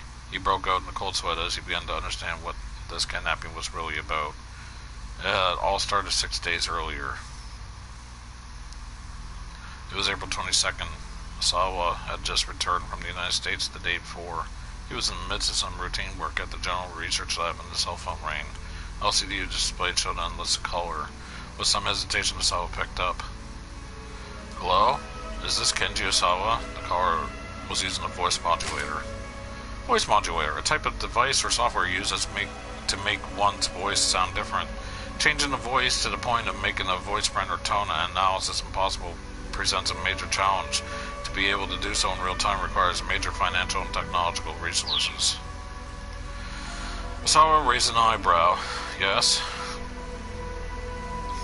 Go and analyze Hiromi's blood. Her blood? If you don't, she's going to die. With that, the caller hung up. There was an intensity behind this that made Osawa sure it wasn't just some prank call. He had Hiromi come into the lab ASAP. He told Hiromi he wanted a sample of her blood for an experiment. She agreed, suspecting nothing. He placed some of the blood he'd drawn into a glass slide and then added some fluorescein, a type of fluorescent dye. Fluorescein, a yellow-green liquid, a type of fluorescent dye, chiefly used in preparing specimens for viewing under a fluorescent microscope, but has other uses as well, such as a diagnostic reagent administered in eye exams. Its high volumes uses on St. Patrick's Day when massive amounts of fluorescent fluorescein are used to dye the Chicago River green. He placed some of the blood fluorescent dye, a type of dye that causes the dyed substance to emit a higher wavelength of fluorescent light when illuminated with a certain type of light. Such dyes can reveal fine details when used specimen viewing through a fluorescent microscope. Placing the slide under a fluorescent microscope, he took a look. It can't be. Osawa could hardly believe his eyes. Wriggling under the microscope was the Grim Reaper sickle itself. There was no mistaking it. Hiromi was infected with the UA virus. Trembling, Osawa hurried to his computer. He opened the UA virus folder on his monitor. Within were images showing the stages of the virus's propagation. He double-clicked to magnify the first image. The Reaper sickles were interblocked with one another. He clicked on the next image. After further propagation, the UA virus looked like a sickled more sort of an insectoid larvae. Next was the final image. Interlocked into a single mass, the UA virus vaguely resembled a sinister, many-petaled sunflower.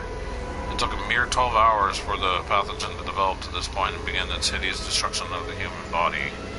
Hidomi's infection sample was still in the state shown in the first image. There was still a chance to save her. Osawa slumped back in his chair, huddling on himself. He had no choice. There was only one way to save Hidomi. He would have to administer the nearly completed antiviral. Using an antiviral without official approval was a grievous violation of company policy. Acting against company rules and regulations, Okashia Pharmaceutical prohibits leaking work-related information to outsiders. In the case of a major violation, not only can the violator be fired, but the company may also seek indemnities. Still, Osawa didn't have time to get to the higher-ups to approve a clinical trial. He might be punished severely for it, but this was his only option. His daughter's life was at stake, but there was also another, even bigger hurdle in his way. The antiviral drug was stored in the deepest recess of the biochemical research building. A high-intensity X-ray scanner was set up at the entrance to the storage area. This made it impossible for him to take research materials out. X-ray, a type of radiation also referred to as Röntgen rays with a shorter wavelength than UV light but a longer wavelength than gamma rays. Because X-rays can penetrate many objects with little absorption or scattering, they can be used to create images of internal structure. Hospitals, for example, use X-ray technology to examine the insides of patients' bodies, while security personnel use it to scan luggage at airports and research for bombs. Or, not research, and to search for bombs. I think I said research by accident. Well, if I said research, it was accident, but I think I said research, then search. Well, if he couldn't get the antiviral out of there, he just had to bring Hidomi in. Of course, a course of action quickly took shape in his mind. First, he needed to slip out of the general research building. He would then head to the biochemical research facility and show his ID card to the guard at the front gate. ID card, identification card. Many facilities carry out high-classified research assigning different levels of security clearance to individual researchers, and only those with suitable clearance, as indicated by their ID cards, are admitted to restricted areas. Development of more advanced technologies, such as electronic ID tags, are replacing older barcode-type entry cards.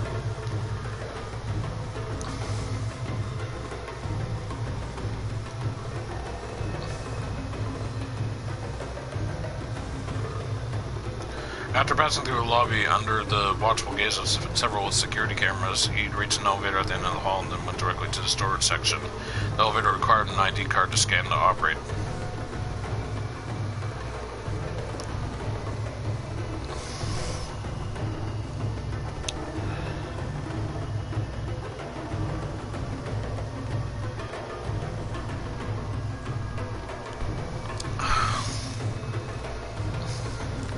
It would take about 20 seconds to get down to the first basement level and arrive at the entrance to the storage area. Finding an excuse to get Hidomi that far ought to be doable. If the security guard got suspicious, Osawa could say it was for a top-secret hematology experiment, and the guard would probably believe him. The problem was what came after.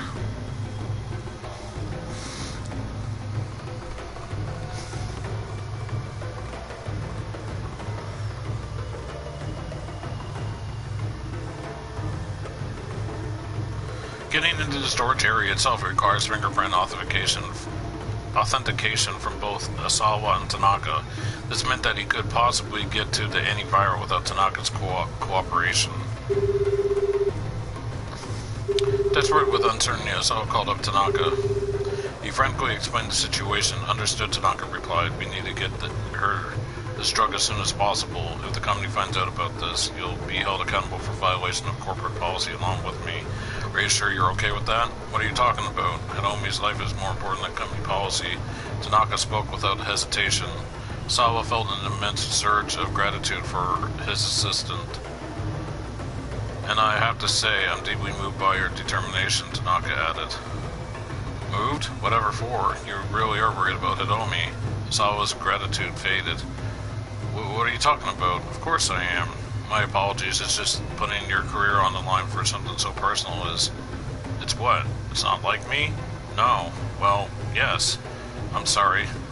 Now Tanaka's voice was colored with embarrassment. Just what sort of person do you think I am? Asawa resisted to the urge to ask the question out loud.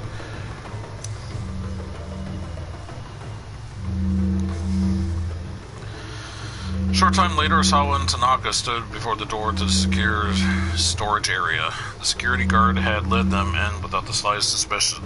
Asawa pressed his index finger to the fingerprint scanner first. Accepted. He realized he'd been holding his breath as his authorization finally went through. Half a moment later, Tanaka touched his own finger to the scanner plate. Accepted. Caution restricted area. Authorized personnel only beyond this point. Koshi Pharmaceutical Co., Ltd. The lock released with an audible clang and the heavy door opened. Asawa hurried to retrieve the antiviral as he picked up the small vial he had sudden realization. They were finally going to use the drug in a human test. His fatherly wish to cure Hitomi was overlaid by an intense rush of curiosity, the researcher's drive to discover his results. Hurry! I need to hurry. I need to administer the antiviral as soon as possible. Sawa could hardly fend off his excitement. Over the course of the next few hours following the injection, the UA virus could be eradicated from Hitomi's body. There had been some fever and cramping as temporary side effects, but the DDS had done its particular job in stomping out the virus. Drug delivery system, also known as smart drug delivery. The ability to target a specific region of the body with a specific drug has momentous implications for the future of medicine. DDS technology is currently being tested extensively around the world. Saving his daughter's life, Asawa had proven the value of his research. If he had been asked which made him happier, he would have been hard-pressed to give an answer. If he had been asked which made him happier, he would have been hard-pressed to give an answer. Afterwards, he asked Hitomi where she could have become infected, but she had no idea. He explained the need for secrecy and strictly forbade her telling anyone else what had happened. Now a week had passed since Asawa gave the drug to Hitomi. He'd been conducting checks and discovered that the DDS had not broken down, but remained in Hitomi's bloodstream. Extracting the DDS was a simple matter, requiring a small blood sample from around the nape of the neck. The DDS tend to linger in the nape of the neck because of the lymph nodes located there. These lymph nodes identify viruses that invade the body as foreign substances to be attacked, but they are not always able to overcome particularly powerful pathogens. In such case, the virus propagates rapidly inside of them. Once the patient has been treated, the antiviral will seek out the virus and accumulate there as well. The DDS itself was simply the delivery system for the antiviral drug. Residual amounts of the antiviral itself stayed behind within the cells. Residual. The materials used to create the DDS must, as a matter of course, cause minimal or no harm to the human body. Ideally, rather than accumulate inside the body, DDS substances should be either digested and absorbed or excreted. Because the antiviral must remain in the body for as long as the virus is active, however, a very careful balance must be struck between persistence and dissipation. Using the DDS, it was possible to extract those minuscule amounts from cells in the blood sample. It might take considerable time, but a sufficient detailed analysis could allow for the antiviral drug itself to be reconstructed. Sawa felt a chill as he contemplated the situation. The kidnappers had known how tough security was at the table. It was at the lab. I don't know why it's a table. So they come up with the idea of using the human vessel to get what they needed from within. By infecting Hitomi with the UA virus, they'd ensured that she'd receive the antiviral, that she'd have it in her blood. If Tanaka was working with the kidnappers, that explained why he was so cooperative about the fingerprint scanner. Damn it, Osawa shouted. He clutched his head in his hands. Tanaka had been his partner and trusted confidant for years. Osawa refused to believe he'd been betrayed like this. Front door chime sounded. Mr. Osawa Kajiwara called out, "It appears you have a visitor. Could you handle that?" Minorikawa. Yep. Who could it possibly be now of all times? You deal with it. Osawa was in no state of mind to receive a guest. Alright, with a sigh, Osawa dragged himself to his feet.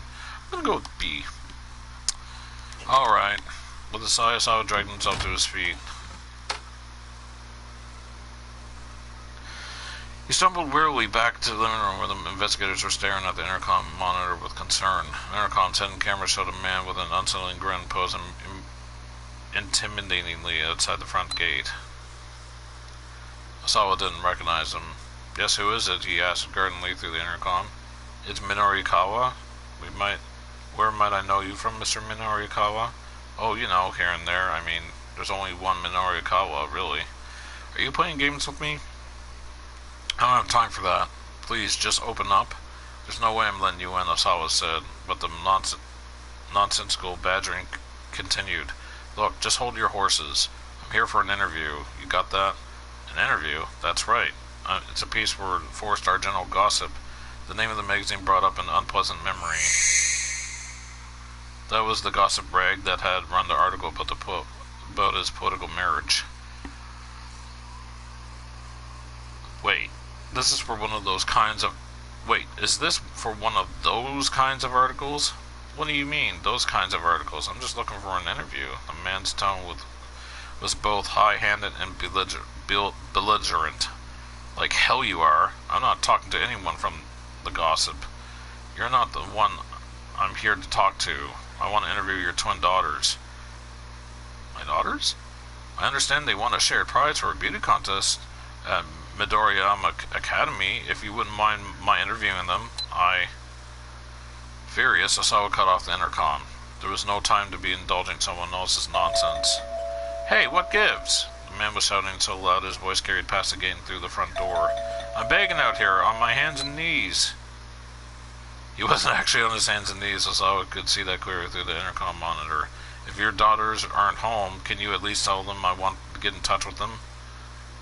Mr. Osawa Kajiwara said, frowning. "This isn't a good time to have someone drawing attention to your home." "Alright, I'll get rid of them." Osawa hurried out of the house, confronting Minorikawa through the front gate.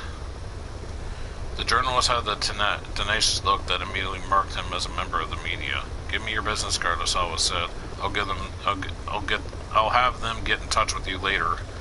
He took Minorikawa's card, then went right back inside. Back in the study, Osawa tossed Minorikawa's business card into the trash. Unable to think of what else to do, he tried the internet fortune teller again. He got the same "you're a very work-minded person" result a second time. If you don't get over your interference with the world might start to harbor quite a grudge. My indifference to the world around me, huh? The truth was that even with his closest companions, even with Tanaka, for instance, his relationship had always been strictly a matter of business. He'd never really taken it upon himself to get to know Tanaka as a person. That was pretty much the case for everyone he knew. He harbored no interest in other people. He had no concern for his fellow man. He had made himself abundantly clear that he received a microscope as a birthday present way back in first grade. Even now, he still remembered the shock he felt when he looked through the lens for the first time. He discovered a new, almost infinite world hidden in the midst of one he'd always thought was too small. By comparison, the real world seemed bland and ugly. Whenever he looked, whenever he went, he had to content with tedium. It hadn't taken long for him to become more charmed by the world under the microscope than the one around him. It was like a calm, quiet little seaside, a beach where he could just sit and stare at the waves. He wanted to stay immersed in that world forever and ever. But before he knew it, he was an adult, and then a husband, and than a father. The people around him thought him an odd foe, but he hadn't let that change the way he lived his life, and this now was the result. He hadn't been betrayed by Tanaka. He didn't know Tanaka well enough for that. Find a way to connect more deeply with the people around you and start living a better life before it's too late. Just do that and you're sure to have a wonderful future ahead.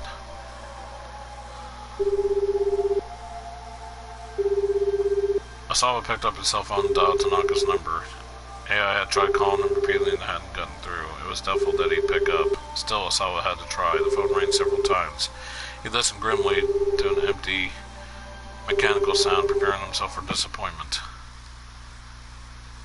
What is it? Tanaka's voice sounded coldly in Asawa's ear. The tension was electric.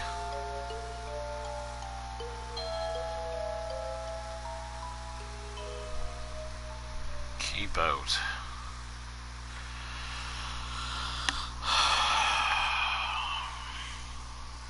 Alright.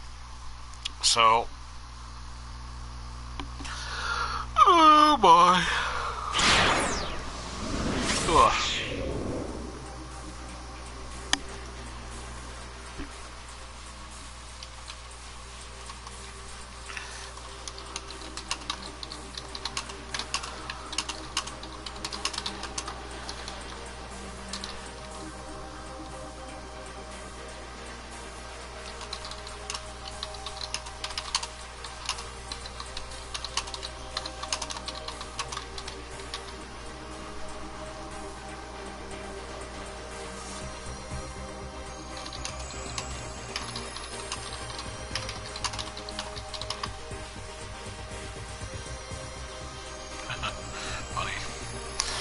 Alright, Norikawa. Check something out here.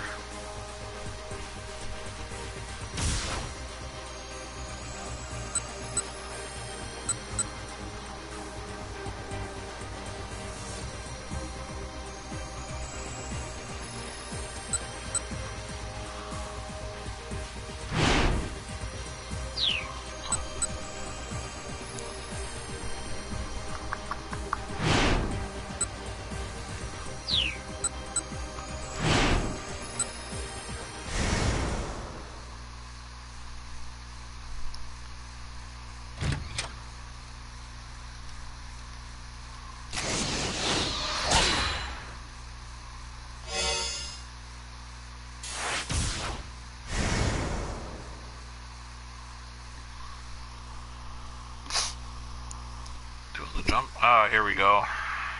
It's about a nameplate that read Asawa, Kajusawa, huh? The name cafe. Game, press the button for the intercom. I'll try and something elegant.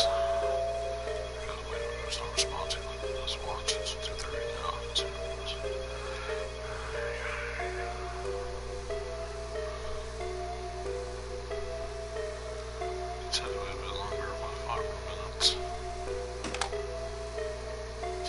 Voice came through the intercom. Yes, who is it? He sounded rather guarded. It's Minorikawa. Where might I know you from, Mr. Minorikawa? Oh, you know, here and there. I mean, there's only one Minorikawa, really. Are you playing games with me? I don't have time for that. Please just open up. There's no way I'm letting you in. The discussion was getting them nowhere. Minorikawa decided he had to take direct approach. Look, just hold your horses. I'm here for an interview. You got that? An interview? You'd taken the bait. Most folks could hardly resist the word interview. That's right. It's a piece for 4-star general gossip. Wait. This is for one of those kinds of articles? The man sounded angry now. What do you mean? Those kinds of articles? I'm just looking for an interview. Like hell you are. I'm not talking to anyone from the gossip. You're not the one I'm here to talk to. I want to interview your twin daughters. My daughters? No parent could deny their children a chance for word of their achievements to spread. I understand they won a shared prize for a beauty contest at the Midoriyama Academy. If you wouldn't mind my interviewing them, Intercom cut before Minorikawa could finish. Hey, what gives? I'm begging out here, on my hands and knees. He wasn't actually on his hands and knees, but whoever was on the other end couldn't see that. If your daughters aren't home, can you at least tell them I want to get in touch with them? He wasn't even using the intercom now, he was just shouting over the gate. A man stepped out of the front door. Give me your business card, he said. I'll have them get in touch with you later. The man had a somewhat stricken look on his face. This had to be Kenji Osawa then. Wait, hold on. Osawa? Now Minorikawa recognized him. This was Kenji Osawa, the preeminent virologist who worked for Okoshi Pharmaceutical. 4-star General Gossip had run a scandalous article on him in the past. Minorikawa remembered reading it. He held out his business card and Osawa snatched it from him. The virologist started to head back into his house. Please see that they get back to me, Mr. Osawa, Minorikawa shouted after him. And then he noticed something odd. It was the middle of the afternoon, but every window in the house had its curtain drawn. That, combined with Osawa's demeanor, set off alarm bells in Minorikawa's head. He knew he was onto something, but he couldn't linger at the Osawa residence any longer than he already had. He needed to get to that theater ASAP. He hurried back to the taxi and told Kimizuka to go.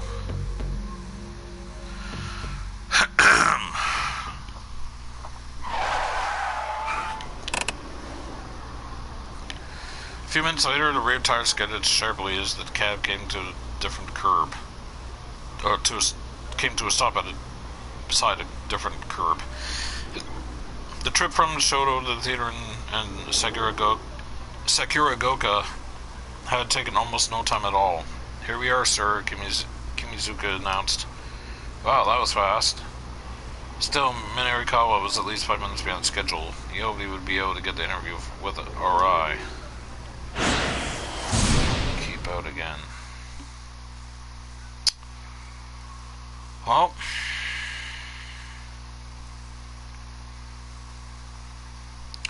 so that went a little more differently this time. He wasn't brought out in handcuffs.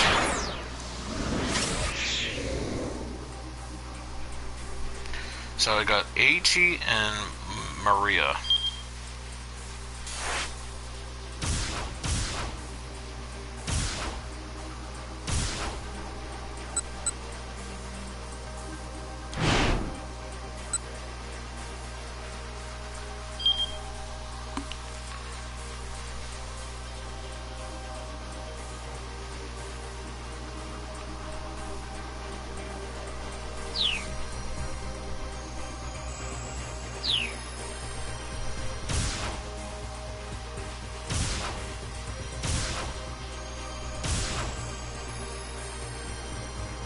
Let's go with AG. Kanan.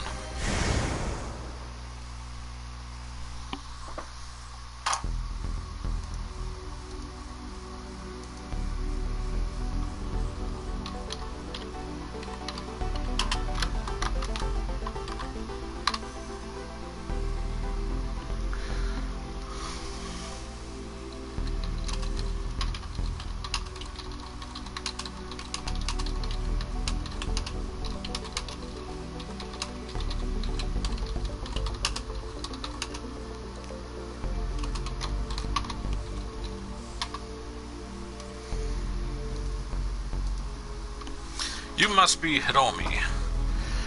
The girl called Kanan spoke fairly fluent Japanese. Hiromi nodded in response. Yes, that's me, and you're Kanan, right? How did you know my name? Did Maria tell you? Yes, she told me about this amazing girl from overseas she made friends with. A thin smile crossed Kanan's lips at the word amazing. Then her look grew sad. Poor Maria. It's my fault that she was abducted. What? Ichi and Hiromi gasped in unison. That's why I have to rescue her, Kanan added. Hold on a second, Hiromi said. What do you mean it's your fault? Kanan replied by jerking her chin in the direction of the main road. Better head that way, she said softly. Someone's coming. But Hiromi didn't back down. Please tell me, why was my sister kidnapped? Several sets of footsteps echoed down the alley. They could see figures approaching now. By the looks of them, accomplices of the man Cannon had taken down earlier. You two get out of here, she warned. I'll handle this. She stepped out in front of Ichi and Hiromi, moving with such confidence that they didn't doubt she could handle the threat. Come to the Geigo building at 3 o'clock, she added quietly, never taking her eyes off the advancing syndicate members. Huh? Hiromi squeaked. I'll explain everything then. The criminals broke into a run. Come on, Hiromi, let's go, Ichi hissed. He took her by the hand and bolted from the alleyway. They were under a bridge, but whatever. One of those bridges that cars can drive up overhead. Those bridges. The two didn't slow their pace until they put plenty of distance between themselves and the alleyway. Excuse me. Cannon said this was her fault. What could she have meant by that? The hard run hadn't made Hiromi forget the other girl's startling suggestion. Well, she said she'll meet up with us again later, Ichi said. We can ask her more about it then.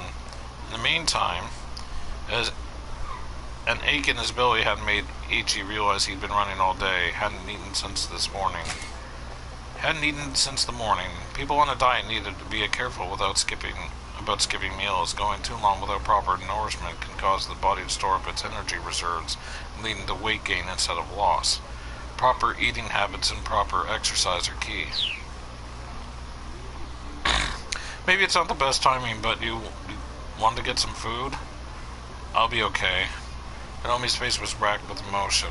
It's only natural, Ichi thought. Not only was she afraid of her sister's life, but there were all these people out to kill her too. And with this Cannon girl suddenly showing up, the situation was more confusing than ever. So they might as well address a few problems that they could control. There was a fast food joint nearby. Let's go there, Ichi said. You might not be hungry, but you should still make sure you stay hydrated. Hiromi shook her head, but her wan face practically radiated exhaustion. Come on, we should rest up a little. But there's no rush. If we're going to meet up with Cannon later, it's probably best if we don't just wander aimlessly until then. Never know who we might run into. I guess you're right. The two went into the fast food restaurant together. Welcome, said the girl at the register with a bright smile. May I take your order? I'll have the spaghetti with meat sauce. How about you, Hiromi? Spaghetti with meat sauce. Spaghetti with a sauce made from tomatoes and ground meat, also known as spaghetti bolognese. If you want to sound more Italian, like Napolitan spaghetti flavored with ketchup, it is a personal favorite of Japanese children. Frozen packages at the supermarket are for around 200 yen a pop. Make for a simple and decently tasty microwavable meal that's also easy on the wallet. I'll just have an iced tea. Hey, now you should probably eat at least a little something. Okay, then I'll have a strawberry parfait. Strawberry parfait. A dessert of strawberries topped with whipped cream. Or, not with whipped cream. I don't know why I said that. I seen cream and I said whipped. I don't know why. Topped with ice cream and whipped cream. There we go. Hiromi has been so worried about her sister that she hasn't eaten anything since last night, but being with AHE has calmed her nerves a little and her appetite has returned. Perhaps her reflective order of a strawberry parfait is a sign that she's not only hungry but still a little girl with a sweet tooth at heart. She sounded a little embarrassed to be ordering a dessert.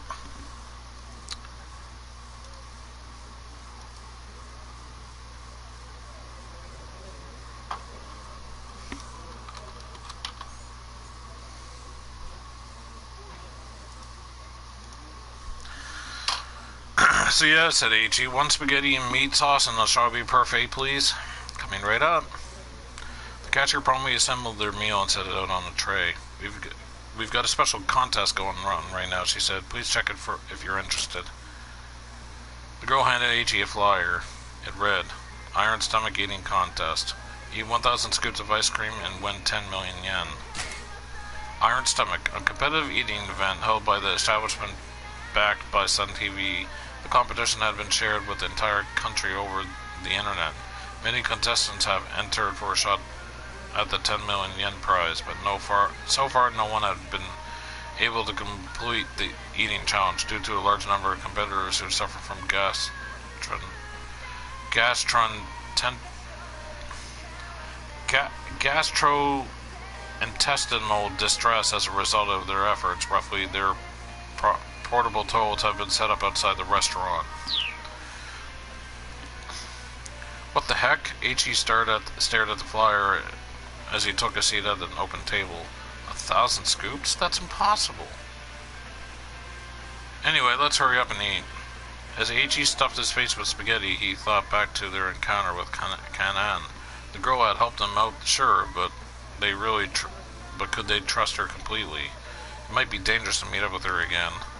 Still, Hiromi needed to know more about what had happened to Maria, and Kanan obviously knew something about that. It looked like they need to take that risk. My sister really is amazing, huh? Hiromi's quiet words drew H.E. from his ruminations. He paused with a fork full of spaghetti halfway to his mouth. My sister met Kanan while she was out on a trip in the Middle East with my father. Hiromi nibbled at her parfait, looking lonesome. Cool, but how does that particularly make your sister amazing? It's typical of her is all. She's so dynamic and gung-ho about things. Hiromi explained, her gaze turned inward. It was just my father and sister who took that trip to the Middle East. I didn't go with them. I guess my mental image of that part of the world is mostly that it's really dangerous. To me, going there seemed like a huge risk, but Maria didn't see it that way. Your sister sounds like a bit of a loose cannon. But if you can bring yourself to take risks, to do things, Hiromi continued, you can't meet new people and have new experiences. That's the part I always get hung up on, the risk. I'd never be able to make a friend like Kanan. Eiichi's mind wandered as he listened to Hiromi talk. She and her sister might be twins, but each of them was still unique. Just what kind of person was Hiromi's sister, and he just wanted to sit there and listen to her voice. She and her sister might be twins, but each of them was still unique. Okay, I'm gonna stop you right there, he said. He held up a hand to cut her off. Huh? Hiromi's eyes went wide. Why are you comparing yourself to your sister? I mean, I don't know what it's like to be a twin, but can't you just be yourself? Professor Palmer said the same thing. H.E. didn't recognize the name. Oh, sorry, Leland Palmer. He's my university English professor. He's given me advice on a whole bunch of things. That sounded rather intimate. All sorts of worrying images shot through H.E.'s mind. So, how old is this teacher of yours? Huh? I'm about 40 or so, I guess.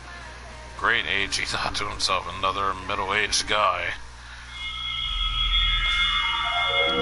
His mind filled with another sequence of slightly more upsetting images.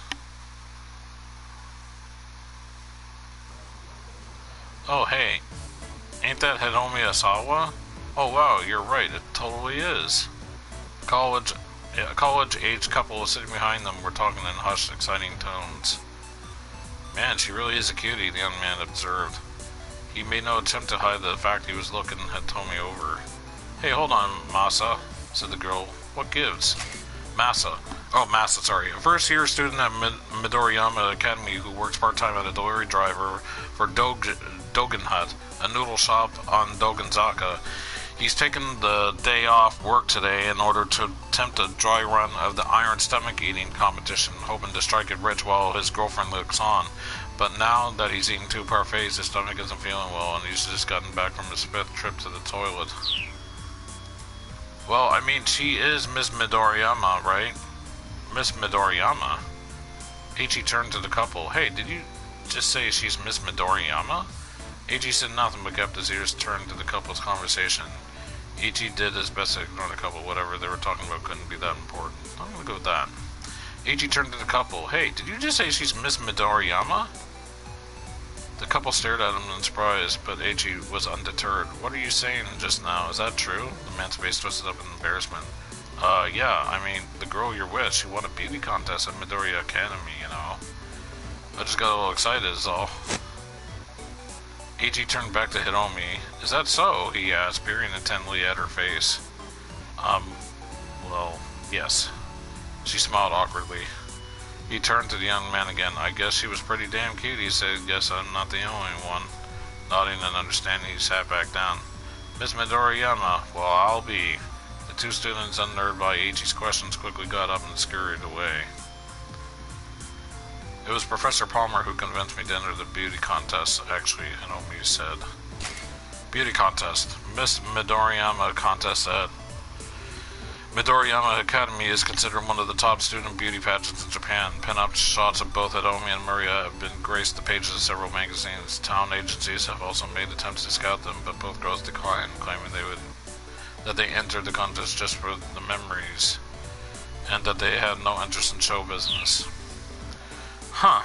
Ichi's smile twisted up a little. He said if I really wanted to change myself, I should try entering. Ichi maintained his outward composure, but inside his heart was racing. Tanaka and Palmer, which of them held Hitomi's true affections? Or was she possibly leading on two middle-aged men at the same time? The more he thought about it, the worse his delusions became. What actually happened, though, is my sister and I both won the prize. Hitomi's words snapped out of his funk. She sounded disappointed. Huh? They gave out a double prize? Turns out my sister had entered the competition, too. She smiled a self-deprecating smile. Guess twins really do think alike, huh? Hey, double schmubble. You still won a prize, right? That's pretty impressive. Nah, they just picked me as an afterthought to my sister because twins sharing the prize made for a good headline. She looked away sadly. Did they say they picked you as an afterthought? They didn't have to. It was obvious that my sister really won. You can't know that. Maybe she was the afterthought. Come on, you need to believe in yourself. Hiromi just hung her head. But I'm such a terrible person. Suddenly her eyes welled up with tears. I hate myself so much I can never forgive myself for what I did. Hey, whoa! Ichi watched her with a trepidation. She looked like she might start bawling at any moment. What's the matter? She might... That night my sister was kidnapped, I was supposed to go to a college party with her, but then all of a sudden she told me not to go. I kept asking her why not, but she kept insisting I couldn't. Hiromi's face was bleak with regret. We both got mad and I wound up blowing up at her.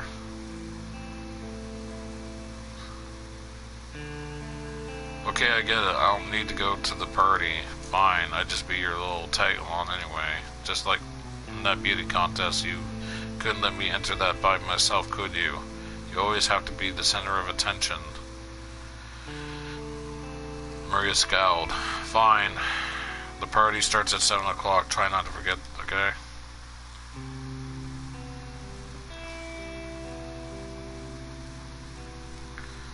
I was kicking myself as soon as I told her off. My sister isn't the sort of person to tell me what to do or not to do. She must have had a reason for not wanting me to go. I was planning on apologizing to her after the party, but then she was abducted, right? Ichi polished off the last of his spaghetti.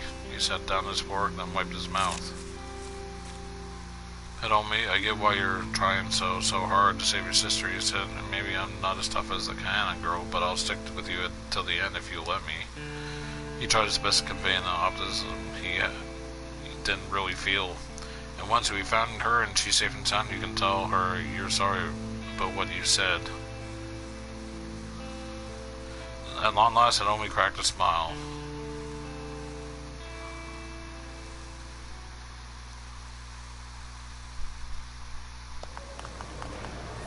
Sega! A short while later, the two arrived outside the Geigo building where they're a little early for their 3 o'clock meetup with Kanan. They had decided searching at random for the blue minivan was too risky. It could easily draw the attention of the man with the cane or the foreign kidnappers. Getting information from Kanan seemed like the best next move. Oh hey, Ichi said as they waited, you've got a little rip on your top. Hiromi glanced at her shoulder and saw the tear in the fabric. Oh, you're right. When did that happen, I wonder? Was it snagged in on something while we were running, I guess? We've got some time before Cannon gets here. Do you want to buy some new clothes? Huh? Are you sure that's a good idea? I'll stick out if we have... We'll stick out if we just stand around here waiting. May as well head inside until it's time.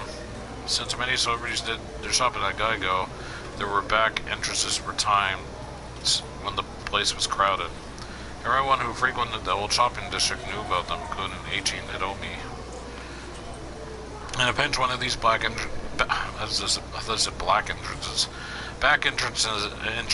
entrances could be an escape route.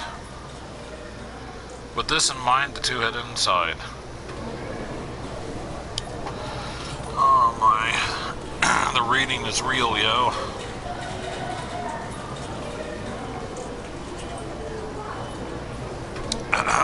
Shibuya Geigo was an entertainment complex featuring a video arcade and fashion shops.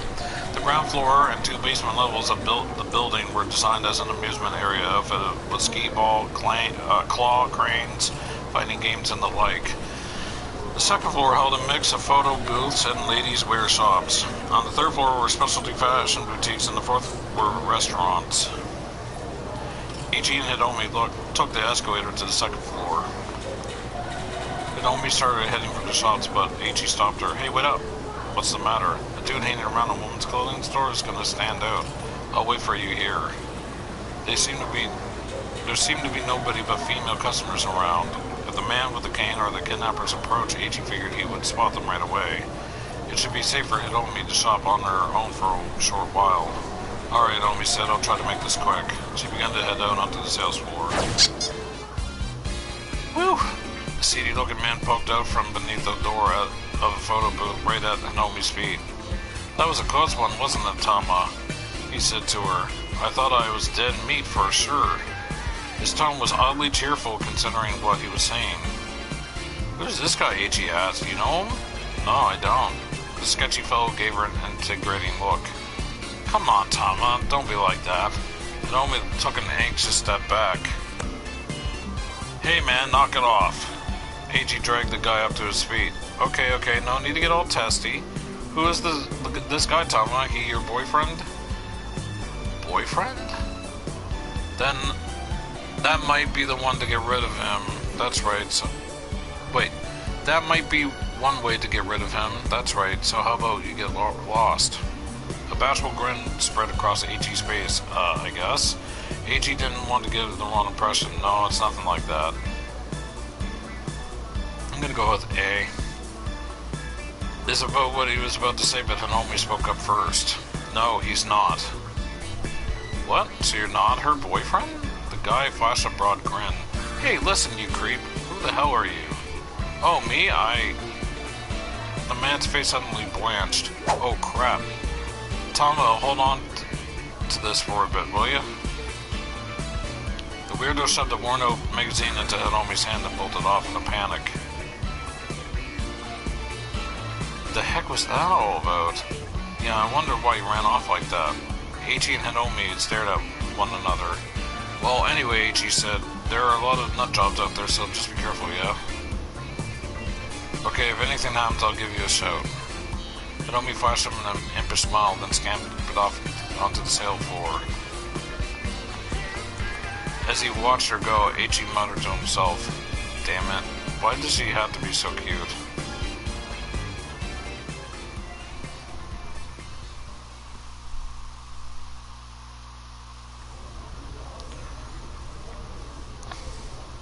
"5 minutes or more passed as Eiichi waited for Hiromi.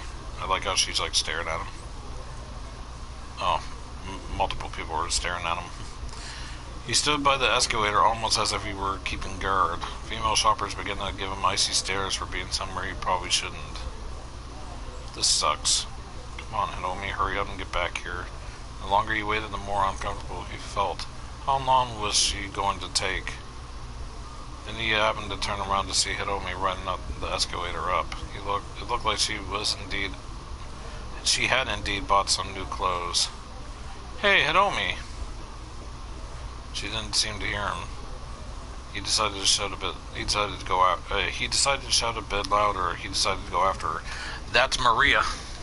He decided to go after her. She had forgotten Had she forgotten where he was waiting for her? He stayed on the escalator, heading up toward the top floor.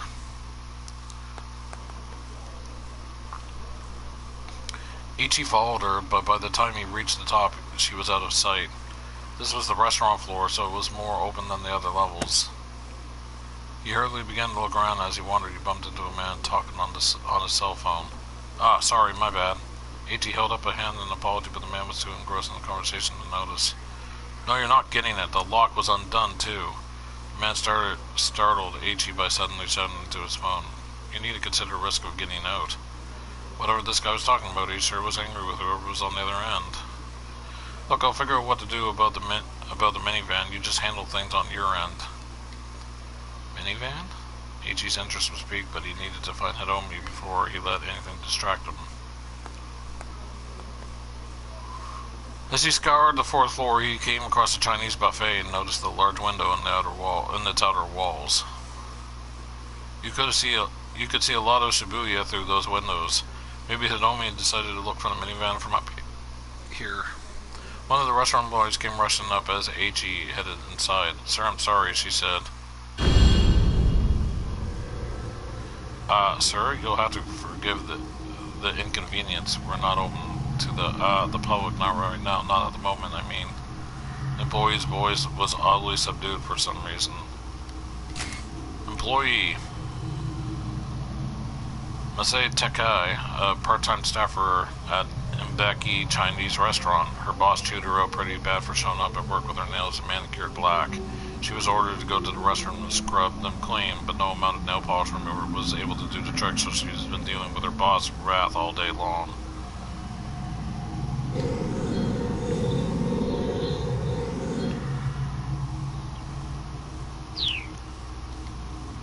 Oh, crap. I didn't read the rest of that. I thought I did. The employee's voice was oddly subdued for some reason. Why not? Ichi asked. Well, you see, one of our other customers ate all our food. They ate all of it? I kind of figured they were going to refer to her. Looking around, Ichi saw a chubby young woman camped out at a table by one of the windows.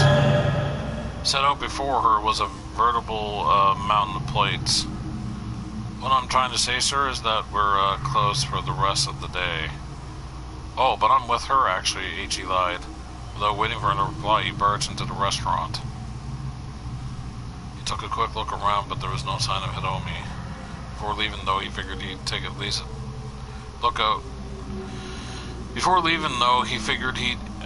take a look out the windows.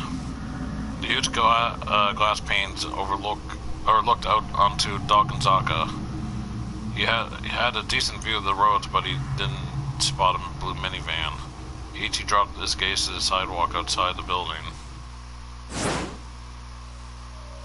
Oh. He let out a tiny gasp. Even from 4 stories up, there was no mistaking what he saw. A group of black-clad foreign men had gathered outside the building. Had they figured out that he and Hitomi were inside, he needed to find her fast. He raced out of the restaurant alert for trouble. Keep out. Oh my lord. Everyone's at a keep out, basically. Good grief. If I run into a keep out with Maria, I'm at a loss. I don't know what to do.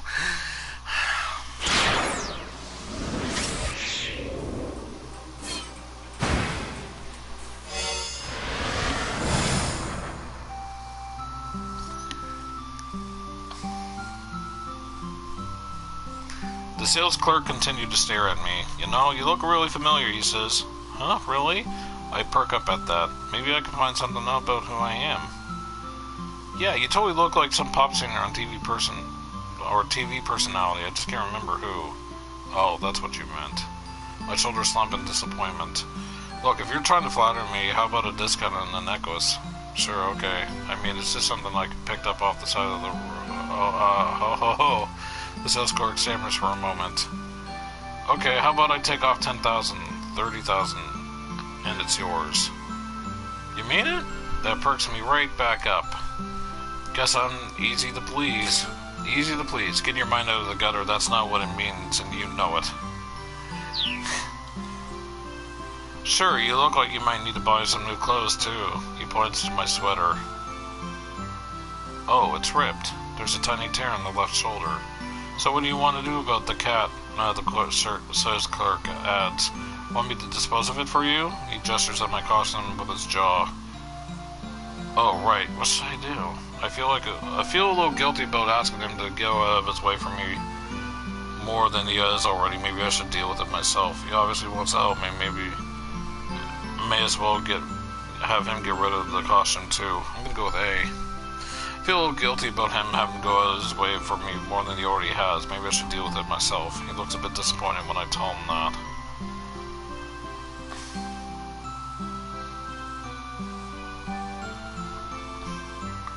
I buy the necklace for 30,000 yen and leave the knick-knack shop, hauling the costume with me.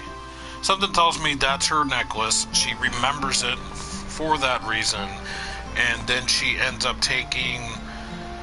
She buys the necklace because... excuse me, she lost it after being kidnapped last night, is my guess. Or it was just dropped to the ground in her abduction. But as I walk along, I start regretting my decision. I can't find a good place to throw the cat outfit away. Finally, I spot a convenience store that looks like it'll do just fine. One of the employees out front cleaning out the trash can. Several large garbage bags line the side of the road. Perfect. Maybe I can have him toss out the costume along with everything else. Excuse me, so I've got this old cat suit here? I figure it can't hurt to ask. Yeah, I know. The shop boy takes the costume from me. Shop boy, Taku Okado, 22-year-old getting by on part-time employment. Recently, after a number of employees quit in rapid succession, the owner hurriedly took out several new hires, but for some reason, instead of everyone chipping in on the cleaning, Okado always winds up stuck doing it.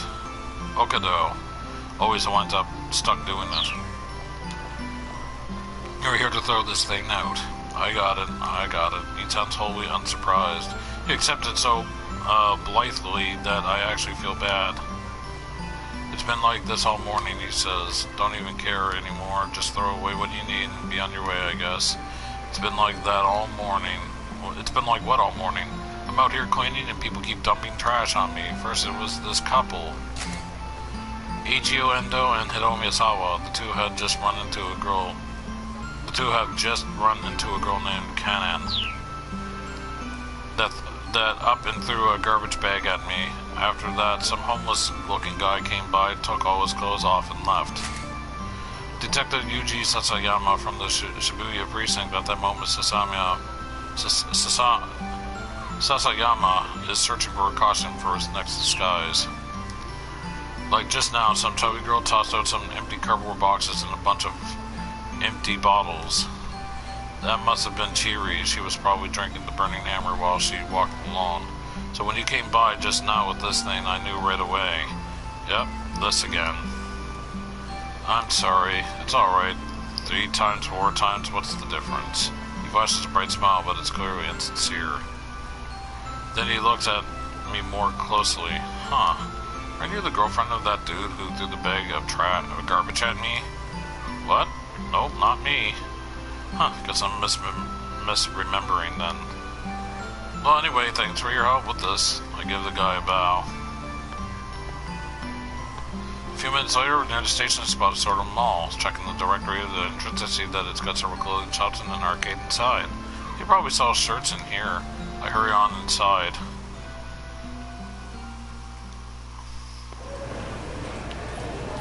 The interior of the building is like a twisting maze of corridors, all of them overflowing with people. I take the escalator to the second floor and find myself in the midst row of arcade games. I was trying to get to the fashion area, but must have gone the wrong way. Excuse me, you haven't seen a lost little girl, have you? I turn to see a miserable-looking middle-aged man peering at me anxiously. Turio Toyama, you got separated from his daughter Hana while running from debt collectors. He's on edge, worried that the men who are after him might take Hana hostage. Have you seen her? A little girl about 10 years old? A girl around 10? Have I seen her? What's her name? Hana Toyama. Hana. Oh, that's a pretty name. So, she's about yay tall. Man launches a rapid-fire explanation describing the girl's features and hair and clothes. I got separated from her around Cinder Guy. She likes this place, so I thought maybe she'd come here. Cinder Guy? That's right, now I remember. This guy I ran into earlier in the afternoon while I was racing around in the cat costume. He got separated from his daughter? Yikes, if she did come here, it's not going to be easy to find her in the midst of the crowds. Are you sure she didn't go back home, I ask? Well, there's this problem, he mutters. Going home isn't an option. Well, that's not really an explanation. Sorry to bother you, I'll look around a bit more. What's that? Hana's father disappears into the crowd. Oh. I leave the arcade and head for the fashion area.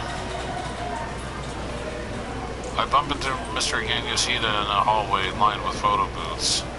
Huh? Boss? What's he doing in a place like this? Oh, Tama, you're out of the suit. For some reason, he's got a bunch of magazines drawn across the floor. Yeah, finally managed to get it off. That's good. I wish you could have been at the sales demo without your face hidden away. What are you doing? You mentioned something about a creek earlier? Are you going on a trip? Yeah, I was, but then I remembered something important. I get motion sickness, something fierce. He sounded kind of proud of himself. So yeah, no trips for me. Heck, I don't even want to think about that now. What about the money you owe? I asked, curious. Well, as it happens, I think I may have found my solution. He brings a hand to his mouth and giggles.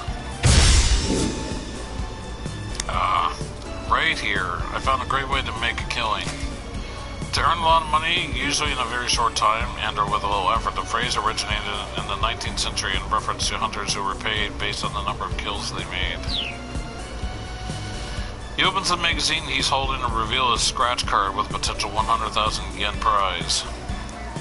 You just gotta scratch off one of these to win 100,000 yen. All I need is 30 of them and my debt's squared away. Each magazine I can nab is more money for me. Despite his enthusiasm, his story doesn't quite add up. Are those scratch cards guaranteed to win? No, of course not. It's a lottery sort of thing. Well then, having 30 copies of the magazine is hardly a foolproof solution. Quite the opposite, in fact, but I hold my tongue. Okay then, now that my goddess of fortune, Tom, is here, let me hurry and scratch these suckers off. Yoshida begins fervently scratching away at the first card with a coin. Aw, that one's a loser. Maybe the next one. Oh, that's a loser too. Damn it, so's this one. And this one. In a spectacular display, he scratches off one losing card after another. Soon he's down to just one last magazine. You're not a very lucky person, are you? Oh, please don't say that. Mr. Yoshida looks like he's on the verge of tears. I stare at one of the losing scratch cards. You know, if you could just see the symbols through the cards, you'd win for sure, I say jokingly. Hold the card up to the light. When I do, I really can see the symbols through the card. Boss, I think I might have just... Shh! He interrupts me before I can share my shocking discovery. I look at him in surprise. Mr. Yoshida has gone all pale. Quiet, Tama. Those guys are here. He sends me into a photo booth. Those guys? The debt collectors, he hisses. They just do not give up. He clutches the sides of his head. Peeking out of the booth, I spot a pair of men who look pretty rough around the edges. Is it those two? Shh, not so loud. The men are looking around. They're getting closer and closer. What do I do? Oh, what do I do? Mr. Yoshida starts getting panicky. Tama, what do I do? I have no idea. Oh, this is not good. This is not good. Mr. Yoshida whimpers. Getting involved with these things strikes me as a bad idea. I pretend not to know Mr. Yoshida and run off. This guy gave me a job, so I kind of owe him. I look around for a better place for the two of us to hide. I'm gonna see what happens if I select B. This guy gave me a job, so I kind of owe him. I look around for a better place for the two of us to hide. Unfortunately, I don't really see anywhere that might work. It might be safest staying right where we are. Just stay nice and still and we'll be fine, I whisper. Yeah, you're probably right. The curtain is drawn so people can't see inside, but just to keep up appearances, we start taking photos as if we're normal customers. I really hope they don't look in here, Mr. Yanishida murmurs. What'll we do if they find us? They won't, just don't worry. Despite my reassurances, it was a while before he stopped trembling. Then he said, you know, Tama, they say that when a man and a woman meet under unusual circumstances, it's easy for them to fall in love. Uh-huh, do they now? They do. Going through the extreme situation together makes you fall for each other. So I want to go get married? No way. Yeah, I'm not having this conversation. Anyway, I think they're gone now. The debt collectors, I mean. Mr. Yanishida peeks out and quickly scenes the surrounding area. They're gone? They're gone. Ha ha ha ha ha. So long, losers. His fear has given way to a burst of manic energy. Guess I'm in the clear now. Thanks, Tama. Come on, let's get some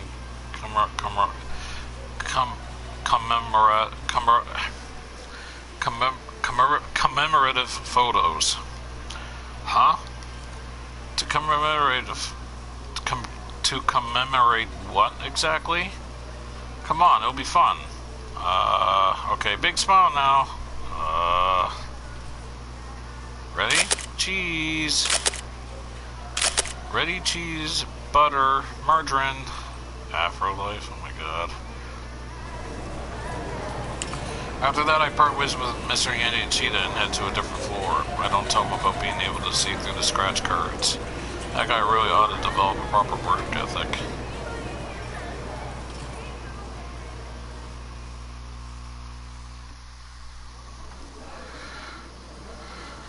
The third floor is packed with young girls. I spot a shirt that catches my eye and head to the fitting room to try it on. Then I realize there's something in my pocket, something I must have carried around for a while. It's a photo. A photo of a white man. Who's this guy? Can't quite tell if I recognize him or not. This man. Huh? Dangerous. I hear someone's voice inside my head.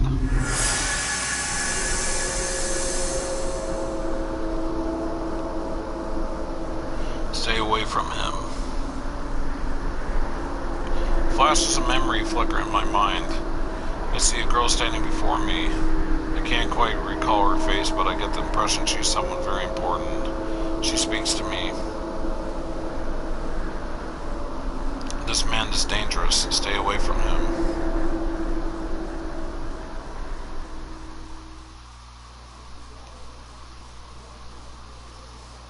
That's all. Then I sat back to my senses. It feels like I was right on the cusp of remembering something critical. At any rate, it seems that there's some connection between me and the man in the photo. Try as I might, though, I can't recall anything more than that.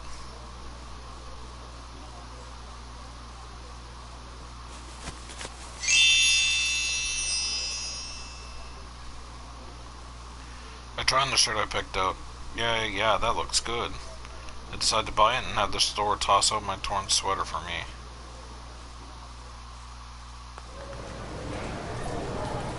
As I'm about to go down the escalator, a young man strides up to me as if I'm an old friend.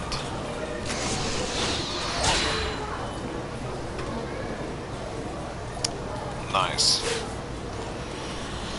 There you are. I thought you were going to meet me on the second floor. Going to meet? What's this guy talking about? I've never seen him before. Oh, well, anyway, come on. We have to go hide. Hide? Why do we need to do that? Hide? Why? Because those guys might have found us. They're outside. He grabs my hand and I yank it away. Hey, come on, what gives? Is this some new pickup trick or something? Whatever it is, it's too aggressive. I get the heck out of there. Hey! The guy keeps shouting, but I ignore him and try to slip away into the crowd. When I look back, though, I see that he's still following me. What do I do? For now, maybe I should head to another floor. Maybe I should hide someplace where there are fewer people. For now, maybe I should head to another floor. I hurried toward the bank of elevators. Excuse me.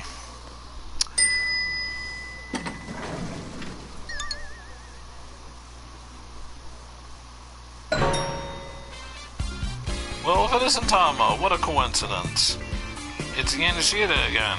I try to walk on by like I don't notice him, but it's already too late. Huh? Hey, where'd your boyfriend go? Boyfriend? I have no clue what he's talking about. Anyway, perfect timing. Can you give me back that magazine? Nothing you're saying is making any sense. I peer at him in confusion once again, and it looks like he might start to cry. Don't tease me like this. I did give it to you, right? No, you didn't give me anything. I get it. You wanted that 100,000 yen all to yourself, so now you're playing dumb, is that it? No, I honestly have no idea what this is all about.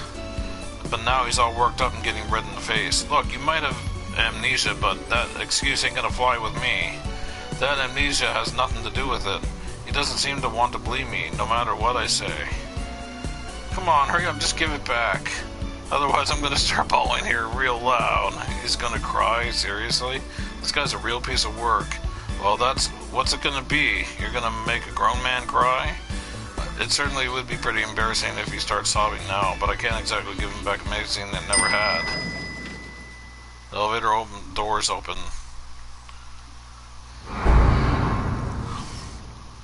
Well, if it isn't our little entrepreneur, we've been looking for you. It's the two thugs from before, and there's no avoiding them this time. Two thugs. Asao Ozu and his underling, Yataro Sagawa, members of the Tenru Gumi Yakuza Syndicate.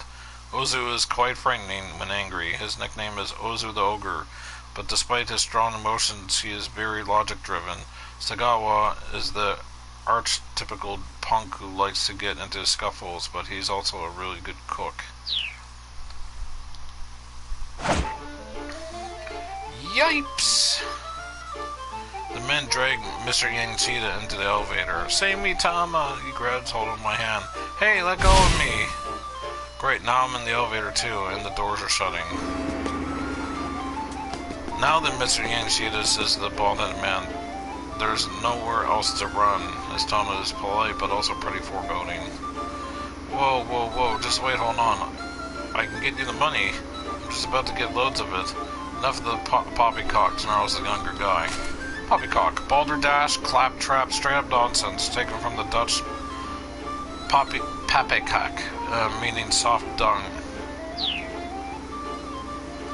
I really mean it this time. Please, you have to believe me.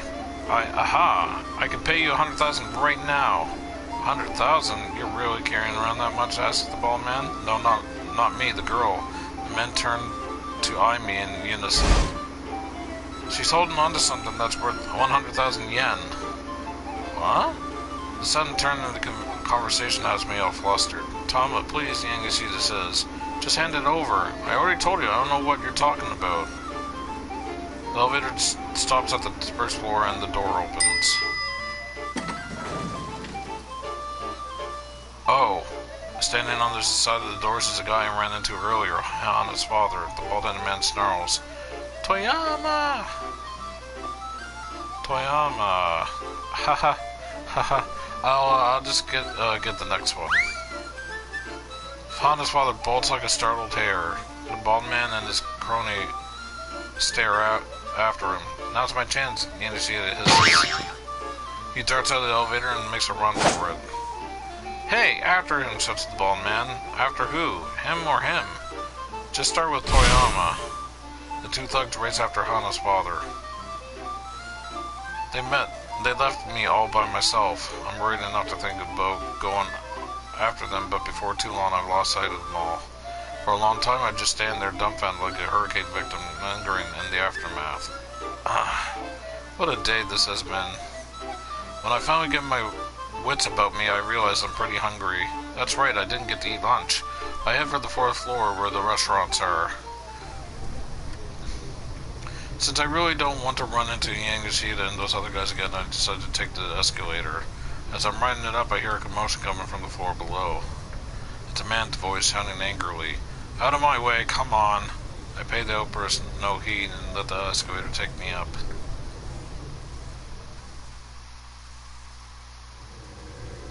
When I arrive at the 4th floor restaurant section, the sign of the Chinese buffet catches my eye. Imabiki Chinese Restaurant. The name suggests something along the lines of Fire of Morning.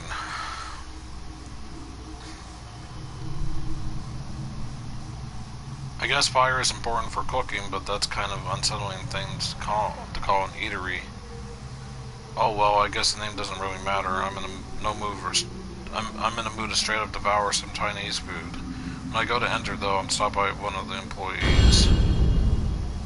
Oh, I'm sorry, miss. I'm afraid we're not accepting any customers. I mean, we're not really open, not just now. Since a little bewildered by our own words. Why not? Well, you see, one of our other customers ate all our food. Someone ate an entire restaurant of food? Is that even possible? Well, what I'm trying to say, miss, is that we're closed for the day. Go figure. Looks like Mr. Yanishita's bad luck has rubbed off on me. Guess I'll have to look for another restaurant too. Hold up. Who's that kid? Lying idly across the seats in the waiting area at the front of the restaurant is a young girl. Is this the girl that dismal-looking fellow has been searching for? She looks so sad it makes my heart ache. I just can't leave her here alone. Excuse me, is your name Hana? She looks wary at the question.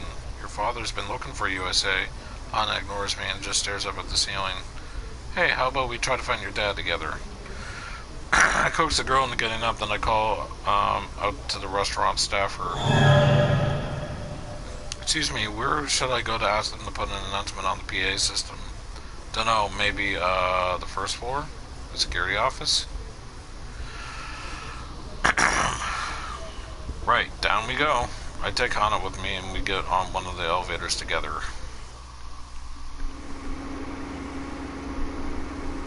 Do you know my father? Hana's tone is pretty brusque. Well, I don't really know him exactly. Then, are you a debt collector? I laugh and shake my head. Ha ha ha ha ha. Would a debt collector be wearing an outfit like this? Hana lets out a deep sigh. So you're just kind of butting in then? Well, yeah, I guess so. I can't help but grin sheepishly. I feel like something about sad little Hana is stirring some of my lost memories. If I just came out and told her that, though, she'd probably think I was a total weirdo. So I decided to say something else. I guess I just get bored being all by myself. Guess I'm just the sort of person who can't ignore someone in trouble. You're weird. Hana looks away from me. Takes a weird to know a weirdo, kid. Kid's like, When I get to the security office, I hear voices coming from inside. I wonder what they're talking about. I peek in through the crack of the door and then see a man with a cane speaking with a security guard. How many exits are there that lead outside? There's the main entrance on the 1st floor, along with the 2 side entrances. Also, there's one down on the 1st basement level and another in the 2nd basement. The security guard spoke with polite precision. I see, says the man with the cane. I need you to shutter all exits except the main entrance right away. Understood, sir.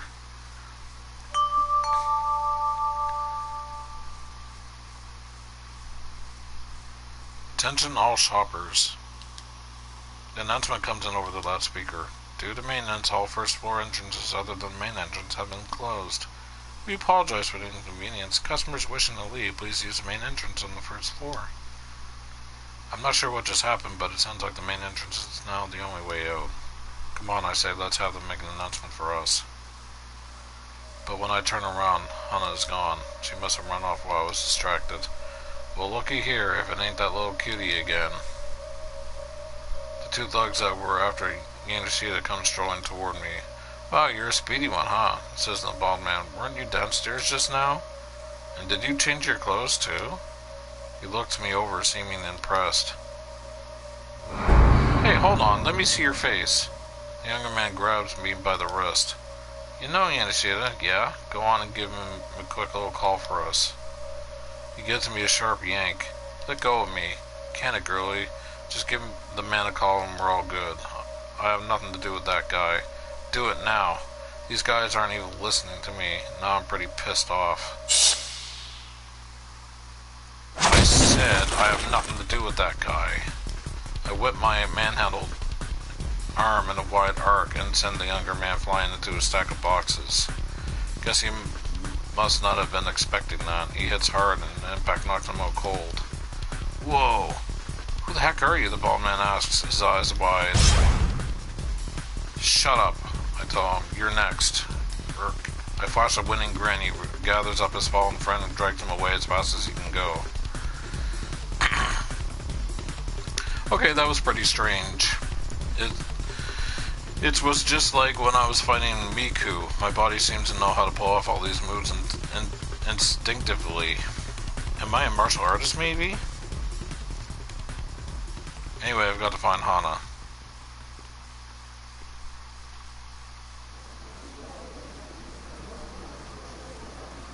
Easier said than done. I wander around the building, but I don't see any sign of the girl. Maybe she went back home. Eventually I slumped down on a bench in the corner. I wish I could go home too, I muttered myself.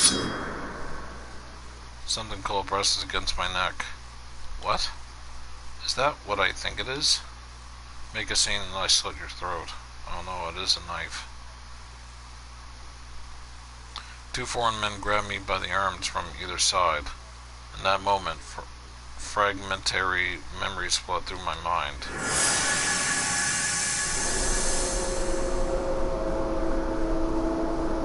I'm on the street. It looks like some place in the Middle East.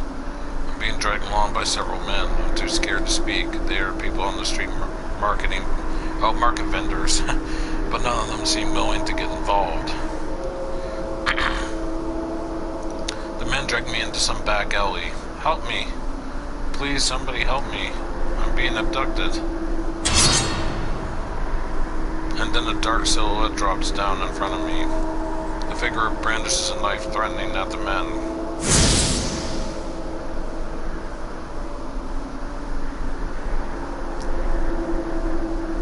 The blade moves with dazzling speed. My captors are all down in mere moments. Who is this? Who came to save me? I try my utmost to drag my memories to the surface. It's a girl. That's right, I'm certain of that much. I don't remember her face, but it's a girl younger than me. Walk faster. The angry hiss in my ear snapped me out of my flashback. Was that memory just now? I'm more concerned about the girl who saved me than I'm about the men who've captured me now.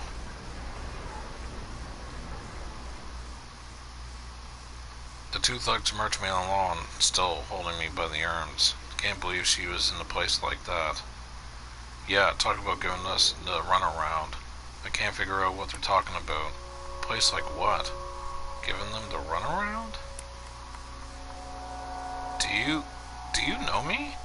The two men look at each other. Wait, are you the other one? One of them peers closely into my face. What are you talking about? What do you mean a place like... I stop as a sudden idea comes to me. Hold on, are you talking about that storehouse? The men look utterly confused. What are you talking about? One of them asks. I explain that I've lost my memory. This seems like to make them pretty anxious.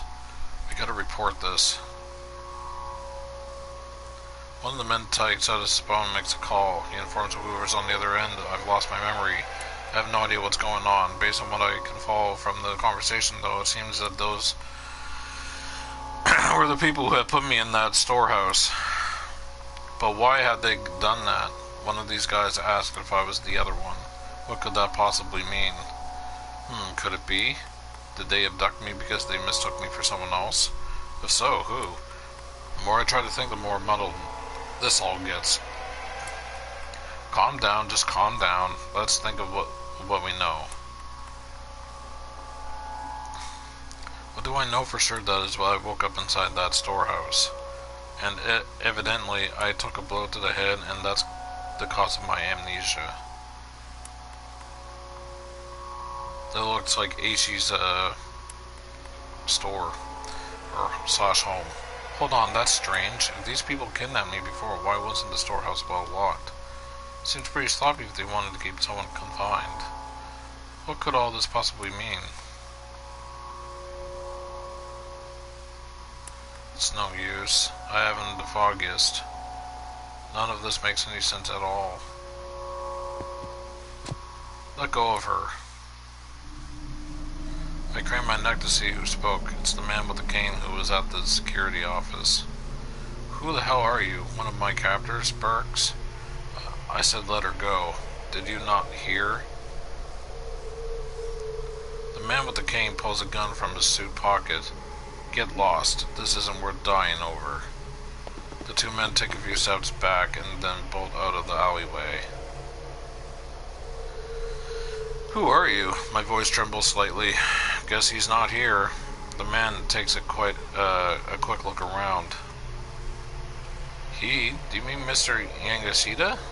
All that matters is that he's not here. Gun in hand, the man slowly approaches. Hiromi Asawa. I know you've done nothing wrong. What? I feel jolted surprise at the name. Hiromi Asawa. Is that my name? His face a mask of stone, the man points a gun right at my head. Please, no hard feelings.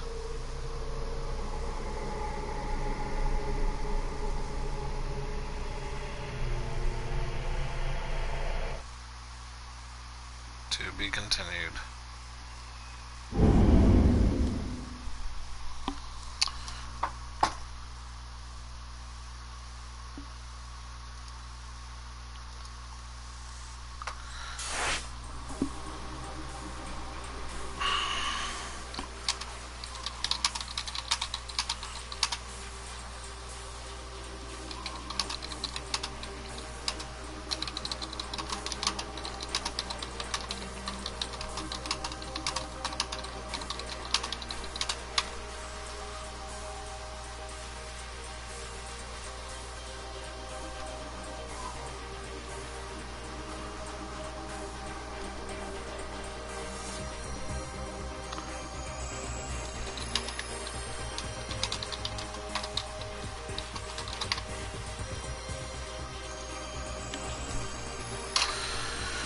Okay, so there was a jump, so let's make the jump back to,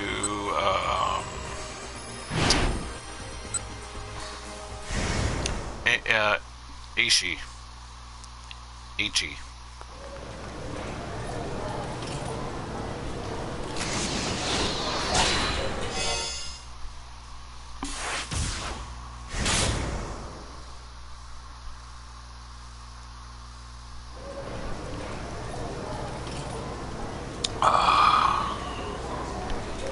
Ichi took the escalator down to the third floor, and there was Hiromi standing right there in the open after he'd been searching for her high and low.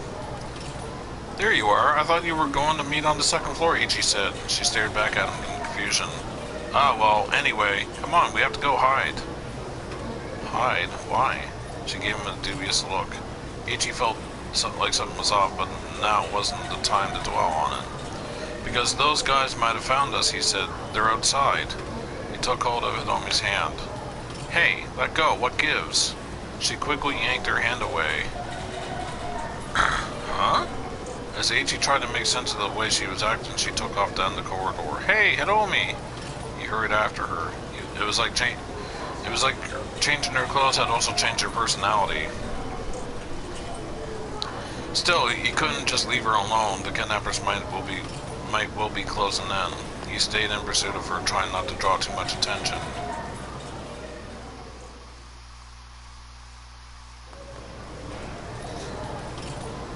He lost track of her somewhere near the elevators.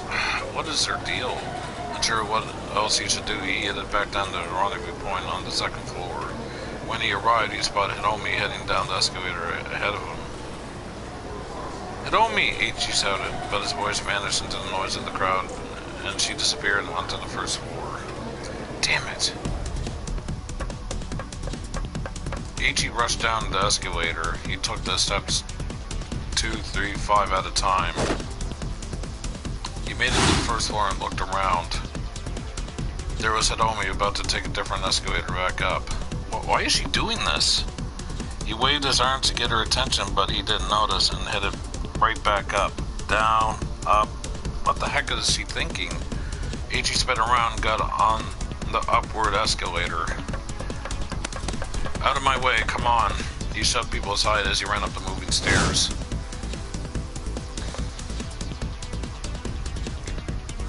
But he saw no sign of Hidomi when he reached the second floor. He lost track of her completely. Oh, come on, this is ridiculous. Ichi's shoulders slumped.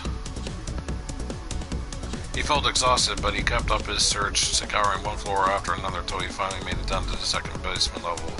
Had she grown too impatient waiting for a cannon and gone off searching for the blue minivan again?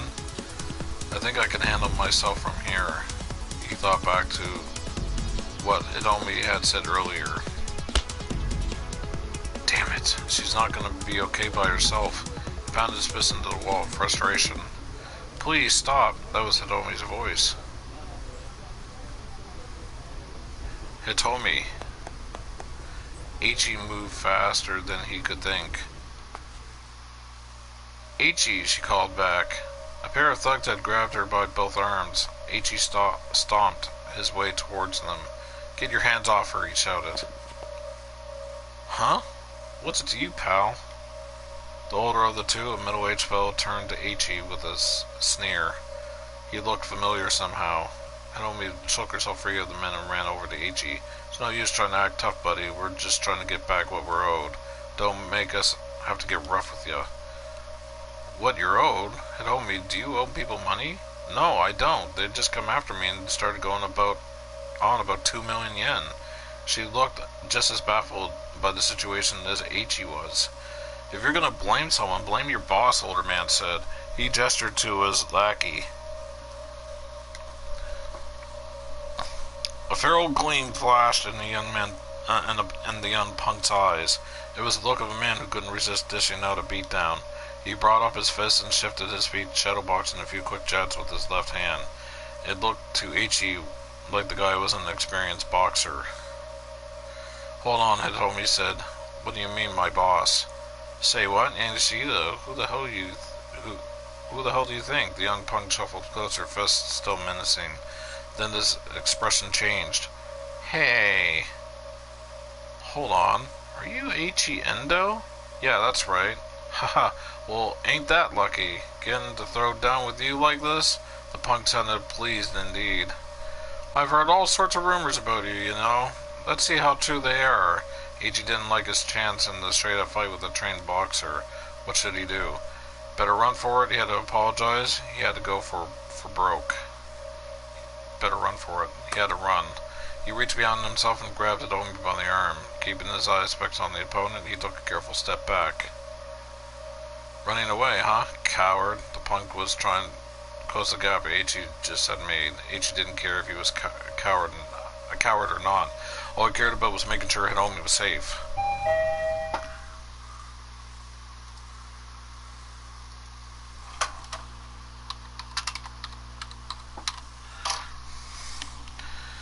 Suddenly the elevator doors opened before them. A miserable-looking older man stood in the elevator. At the sight of him, the punk's face went red with rage. You, Toyama! Going up. The man in the elevator hurriedly closed the doors. The two thugs rushed toward him, but the elevator had already begun heading back upward. Come on after him, the older man shouted. The young punk raced up the stairs. You stay right there where you are, the older fellow added, glaring at Hidomi. Then he followed after his lackey. Does he really think we're dumb enough to just wait here? Ichi scoffed. Ichi, I've been looking all over for you. Hidomi gave him an angry swat on the chest. For me? What are you talking about? You weren't waiting where you said you'd be. Yeah, because you went up another floor. What do you mean? I went right where you said. On the second floor. Huh? This wasn't quite adding up. The second floor? What are you talking about? You went up the third floor. No, I didn't. Wait, what? None of this makes any sense. Ichi felt like his brain was getting scrambled. Well, anyway, at least I found you safe and sound. Yeah, the two smiled at one another. Oh god. What's with these clothes? Hidomi's new outfit was completely different from the clothes she had on earlier. I tried a few things, but wound up deciding on this. Tried other stuff on? Oh, okay. That explains it, Ichi said. At least now things sort of made sense. No, that still makes no sense. She wouldn't have just put on clothes and walked around and then went back and changed. That makes no sense. That's nice, you know. What is? Your clothes, I mean, they look good on you. Thank you. Wow, I'm actually blushing now. It kind of made me blush to say it. Ichi and Hidomi slyly avoided each other's eyes.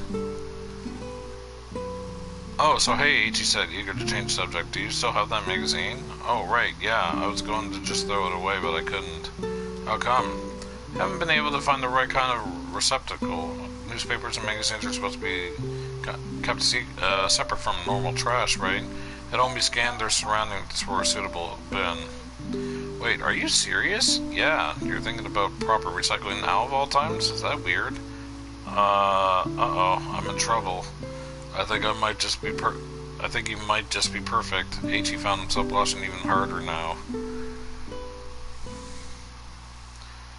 Tama! A sudden yell snapped out of his embarrassment. The sketchy-looking fellow who'd given her the magazine was scampering down the stairs toward them. Great, Ichi said, the weirdo's back. The man ignored him, though, and leaned in close to Hidomi. Ah ha ha ha ha ha! You do still have it. He snatched the magazine from Hidomi's hands. Yes, this one hasn't been scratched off yet. The man hunkered down on the floor and been scratching away at a scratching card stapled to the centerfold. Wait, don't let him have that. Another man came swooping out of nowhere and yanked the magazine away. It was an older fellow who appeared at the elevator minutes before. You can't do that, that's mine. The sketchy-looking man clutched at the older newcomer. Let go! No way! I said let go! And I said no way! The two were fighting right in front of the exit, keeping Ichi and Hidomi from leaving. How do you like this? The older man shouted, scratching away haphazardly at the ticket. Now it's just a worthless scrap of paper. Ah, my 100,000 yen. You mean my 100,000 yen? Ha ha ha ha ha. Then the middle-aged man looked back down at the ticket. Gah, what are the odds? Somehow in this random scratching he'd happen to land himself a winner. Give it. No way. The two men took off, engaging in a running battle for the ticket.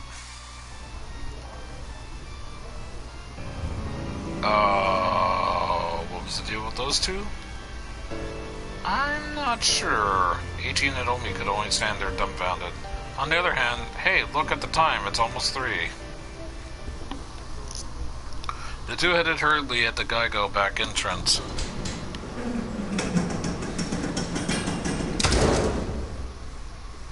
But just as they were nearing the doors, the shutters dropped down in front of them. Whoa, what gives?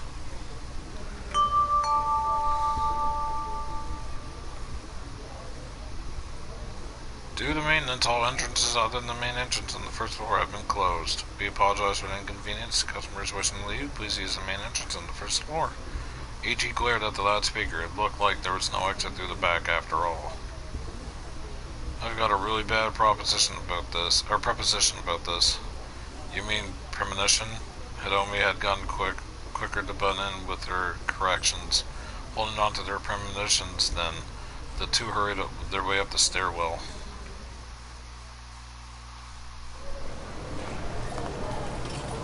As Hidomi tried to head out the first floor entryway, Ichi yanked her back. Careful. What's the matter? It's that guy. Huh? Hidomi's expression stiffened. Stepping behind a nearby pillar, Ichi pointed to the man with the cane who was keenly eyeing shoppers as they came and went. Well, this bites. No way we're getting out with him there. Ichi, Hidomi whispered in his ear, behind us. Ichi glanced back and saw the two goons walking in their direction. Uh-oh. Those two caused it seem like before the assassin would notice them for sure. Aha! The younger punk had spotted them. Damn it, Ichi thought, gritting his teeth. Eep! but the Douglas pair let out a teensy squeak and then drifted off in a different direction, vanishing from view. What the heck? Ichi and Hidomi watched them go, unsure what made them make of the sudden retreat. Well, anyway, Ichi said after a moment, now we can try to find another way out. Taking Hidomi by the hand, he headed back into the shopping area.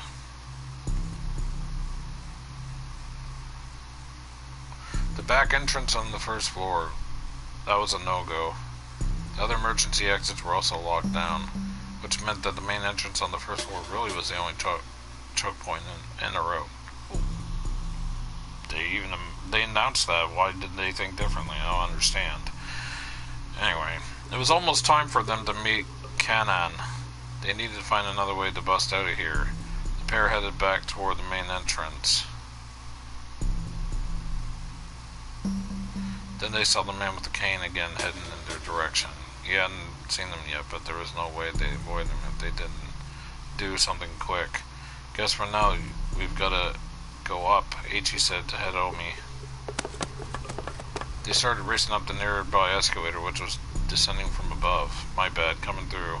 Sorry, please excuse us. They fought and shoved their way past a stream of people riding in the other direction. They could see the second floor now. Ichi figured they'd be in the clear once they got there. Then a large woman appeared at the top of the escalator heading down. She was the one who'd been in the Chinese restaurant on the 4th floor. The one who'd supposedly packed an entire buffet into her belly. She was wide enough that Ichi and Hidomi would never be able to slip past her. Hey, out of the way, Ichi shouted. The young woman ignored him.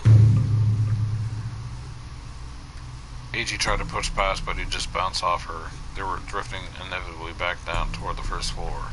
It was like they were riding a conveyor belt that was delivering them right to the assassin.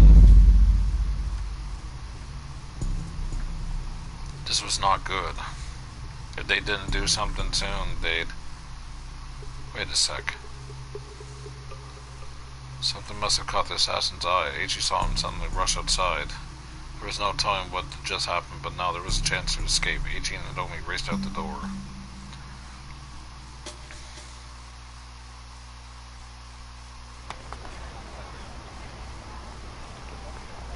Outside, the man with the cane was nowhere to be seen. Looks like we're safe. Ichi let out a sigh. For now, someone said, keep your eyes open.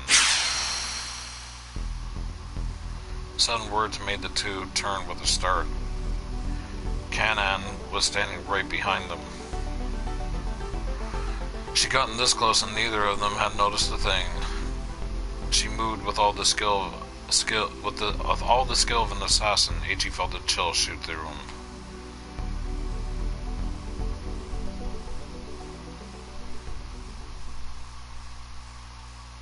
To be continued.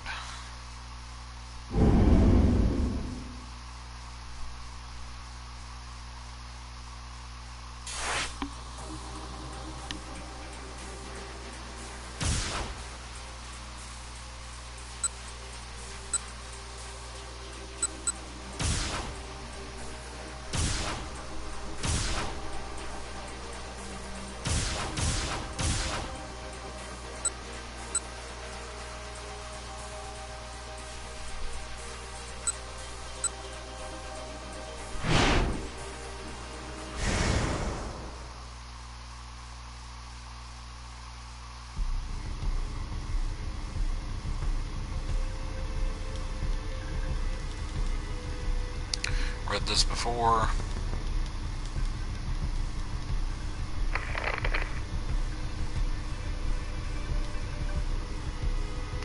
It appeared that their quarry was all units intercept the suspect on the double. Kuze order. Kano will provide guidance using the surveillance monitors. They saw Al Clarawan stop in front of a cigarette vending machine. Was he waiting for someone? Sasayama reported, and I've got eyes on the mud. Kano's partner had evidently been nearby. I'm making their arrest, he said. There was a note of courage in Sasayama's voice. He came into view on the monitor walking casually. At some point, he ditched the anime nerd costume for a street dancer's get-up. It didn't appear that Al Carawan had noticed him yet. Bit by bit, Sasayama closed the distance, not much further now. Kano's hand balled into a fist as he watched, and then something unexpected happened. Another man came running into view right in the middle of the monitor.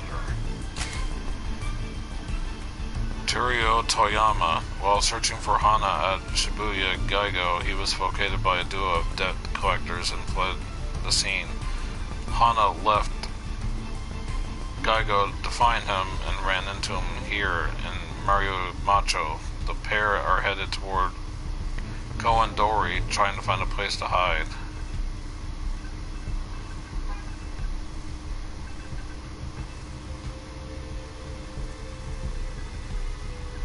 Oh, Toyama while searching for Hana.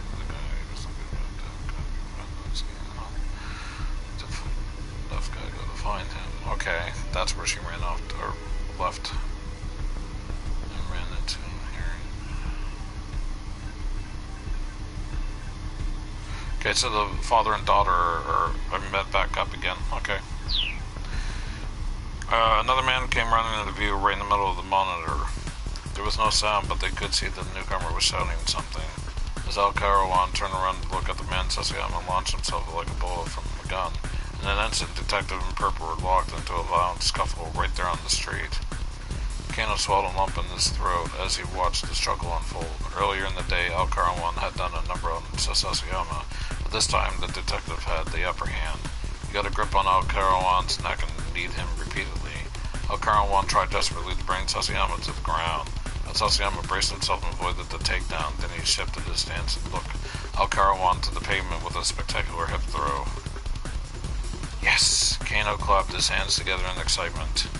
Catching the perp in the scarf hold. A technique in judo, involved wrapping an arm around the opponent's neck while performing an upper body pin. Sasayama got out his handcuffs.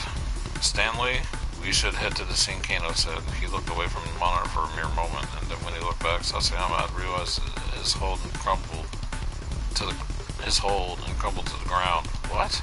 Panic, Kano stared at the image of his friend. There was something jutting up from Sasayama's abdomen. Uh-oh. Zoom in, Kano cried frantically, the camera closed in on Sasayama. Now Kano could see exactly what he'd feared. Sasayama had been stabbed in the gut, blood pooled on the pavement around him. Kano screamed, Sasayama! The camera showed several other detectives arriving at the scene, capturing Al-Karawan before he could escape. But Sasayama lay motionless. The pool of blood around him spread further and further across the pavement.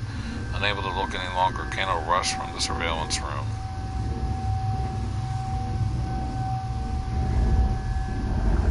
To be continued. Damn. Man, I'm not really sure, because the other ones are at keep out, so I'm not really sure where to go from here.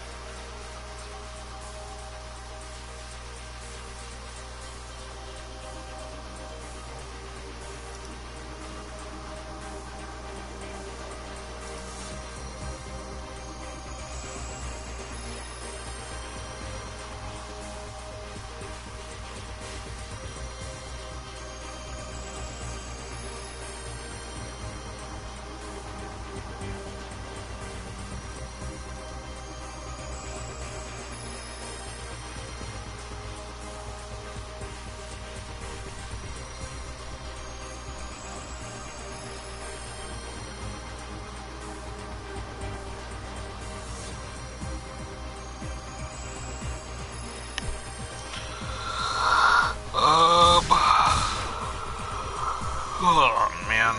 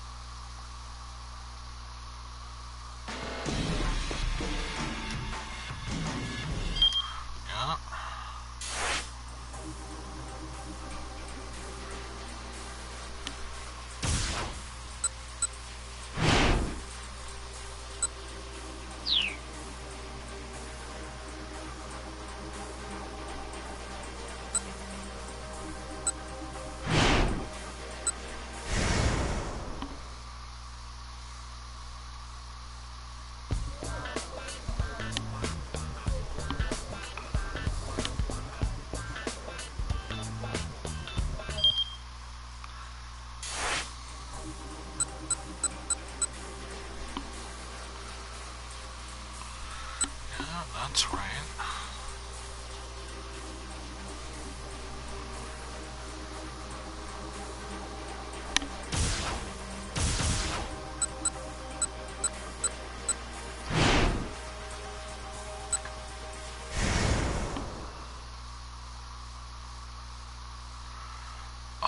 Okay. Damn it. Apparently I had to select this one. He just wanted to sit there and listen to her voice. Her voice was sweeter than any parfait could be. Ichi had never been a fan of sweets. Sweets, a term used to refer to candies, snacks, or desserts that are flavored to be, well, sweet. You'll see people on cooking shows trying fancy sweets and raving about how they taste using every word but sweet, which you would think kind of defeats the whole point, but whatever.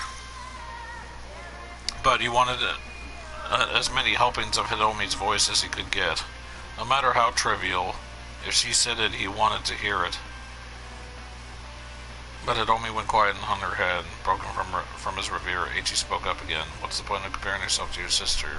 You're your own person, Hidomi. Professor Palmer said the same thing. Back to this again.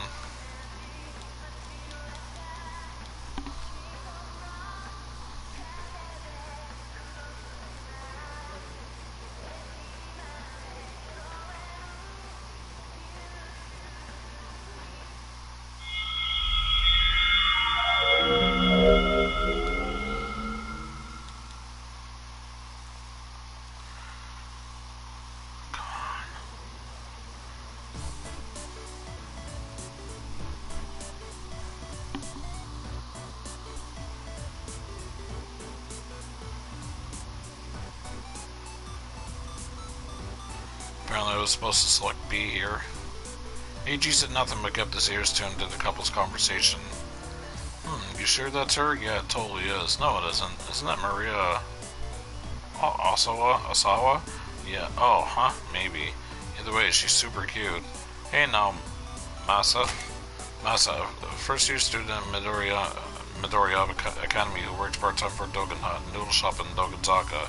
He's just back from suffering in the restroom. His stomach rather upset from eating too much parfait. While doing this business here, he happened to spot a magazine on the wall rack.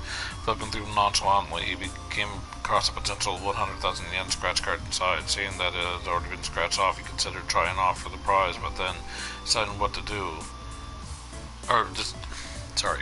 Seeing that it hadn't been scratched off, he considered trying for the prize, but then deciding that it was no time to press his luck, left the restroom without scratching it. AG turned back to Hidomi. Is that true? He asked, peering intently at her face. Well, yeah, she nodded. Okay, back to reading this again.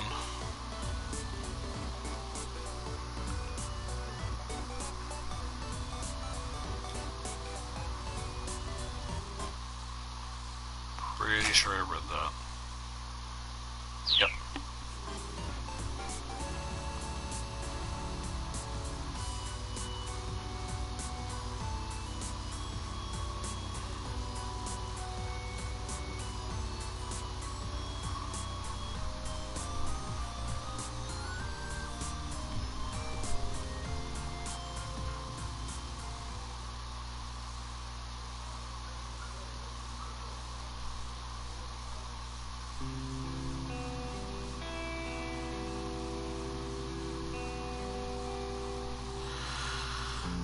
Read all this. I just need to get this underway here.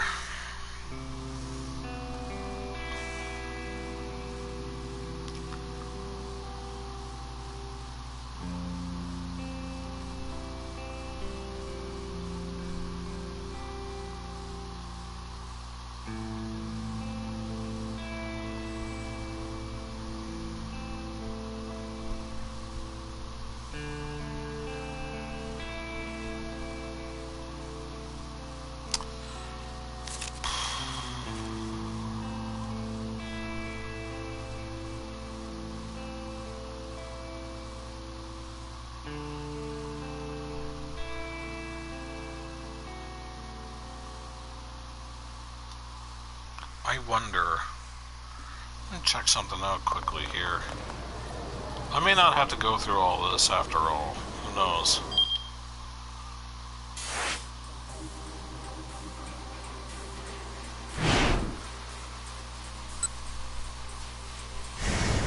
Oh yeah, Tom's boyfriend.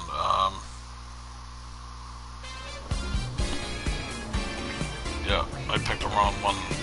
A bashful grin spread across H.E.'s face. I guess. No, he's not my boyfriend. Naomi denied it before the words were out of H.E.'s mouth. Felt a little pain of heartbreak. What? So you're not her boyfriend? The guy flashed a broad grin. Hey, listen, you creep. What the hell are you? Who the hell are you? Oh, me? The man's face suddenly blanched. Oh, crap.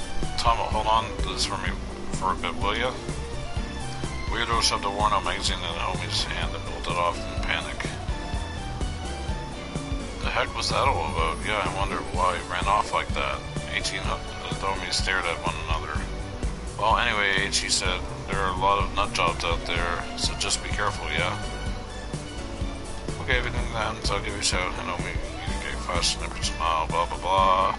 As he watched her go, he muttered to himself, damn it, why does she have to be so cute? Alright.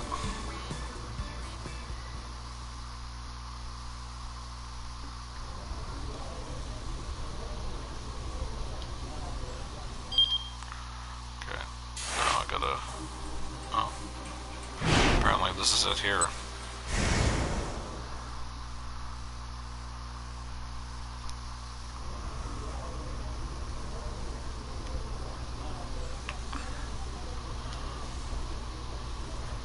He decided to go after her. Yeah. Okay, I made that decision right, at least.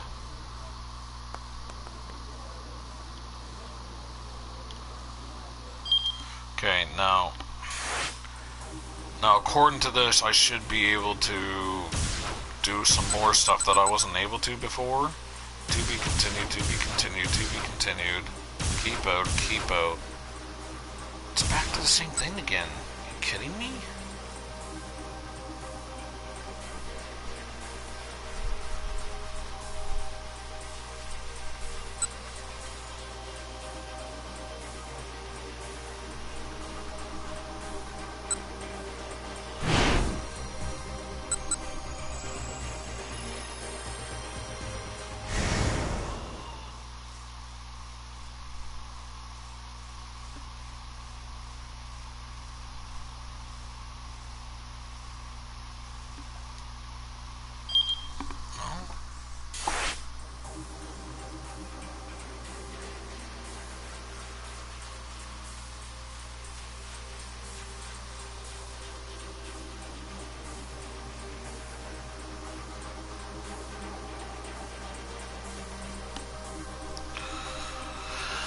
Oh my lord, what?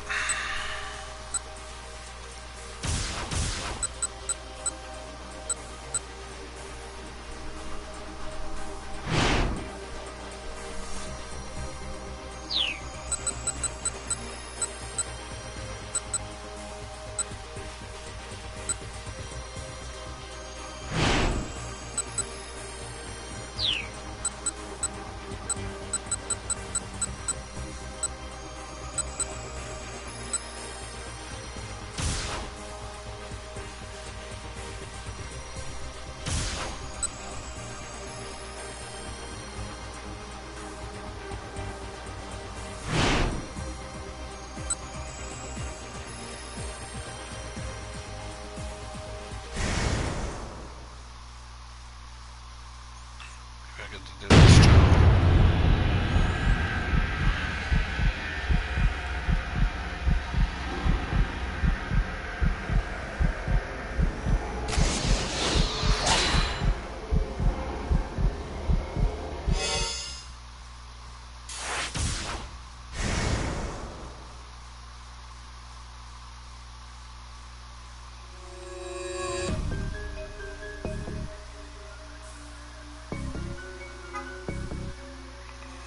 Trying to figure out this all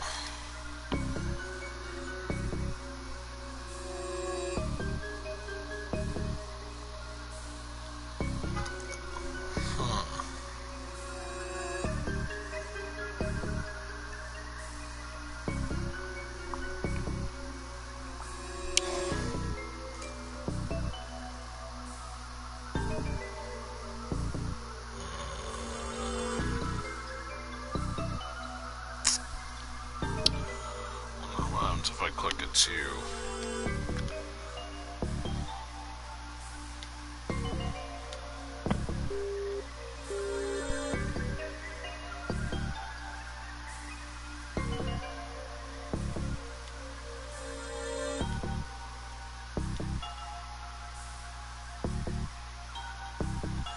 The line went dead. Kano, Stanley chided. I would have put it in more likely like this. They're after Hidomi because she has the antiviral. Yeah, I know that, but if they're after the antiviral, that makes the person who created it a potential target as well, right? Ah, indeed. Looks like you do have some brains after all, Stanley flashed Kano with a thin smile. Girl was after Hidomi, saw an easy looking Kano asked. Stanley responded with a question of his own. If Hidomi was carrying the antiviral, how getting it from her?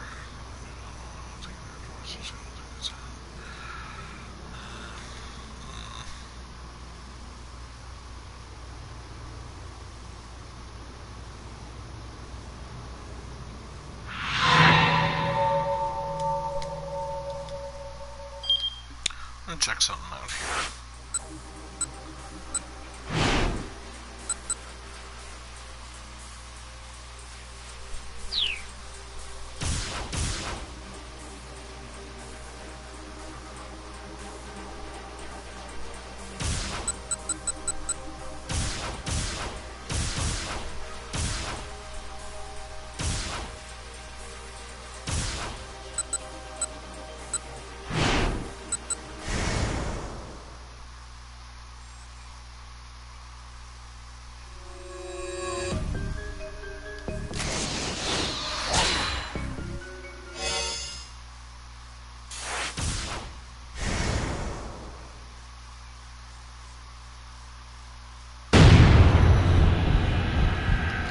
Osawa was so startled that his voice caught in his throat. Ah, what are you talking about? Antiviral research was a top secret. How do you know?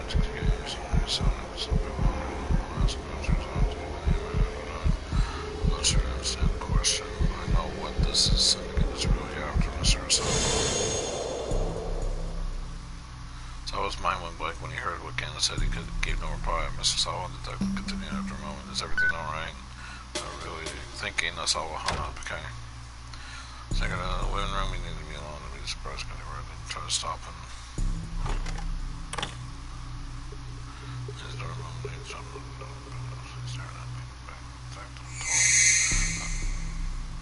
It's you. Yeah. Instead of saying it's at home, it's you.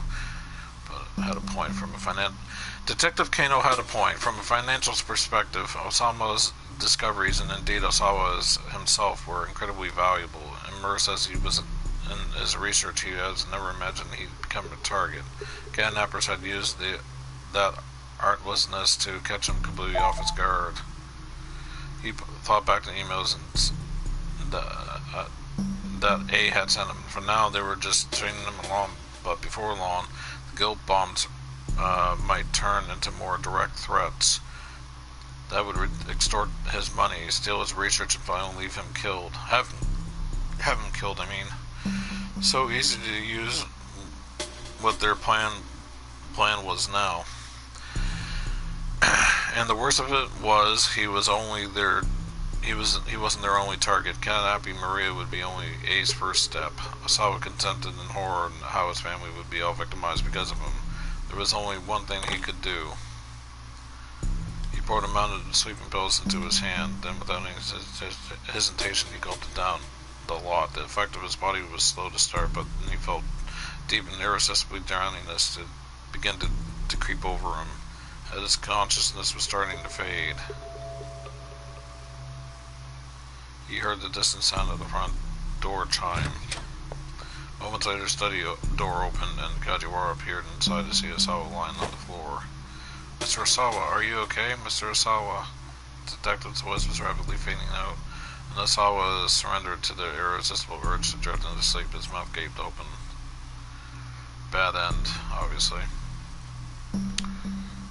A has come for me. Those were his last words.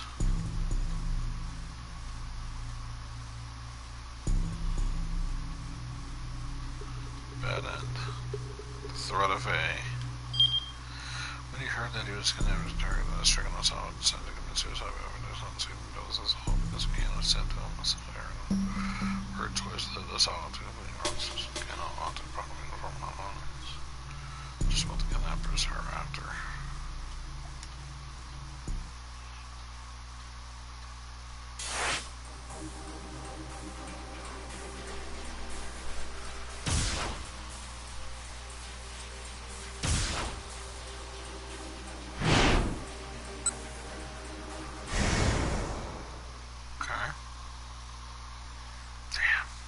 Thought I was making real headway. It's the virus. This is how I started, alright. Line went dead. Technically that's incorrect, Stanley muttered. It's not the virus they're after, it's his daughter at home who's carrying the antiviral. Now it was clear what criminals were after Hinomi. He was an easy Stanley's face on Kano asked. Stanley responded with a question of his own. Hinomi was carrying the antiviral. How would the criminals plan on getting it from her? Kano thought for a moment while taking her by force. The Scramble posed to risk, he said. I guess there would be. That's why they wanted to attach a case for you. Yeah, I've already read this before. My first choice. So, question is.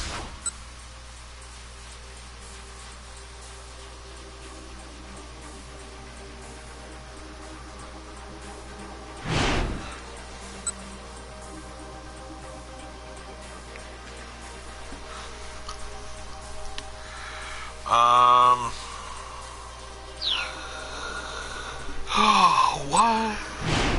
Bad end. Guilty conscience. Back to that again.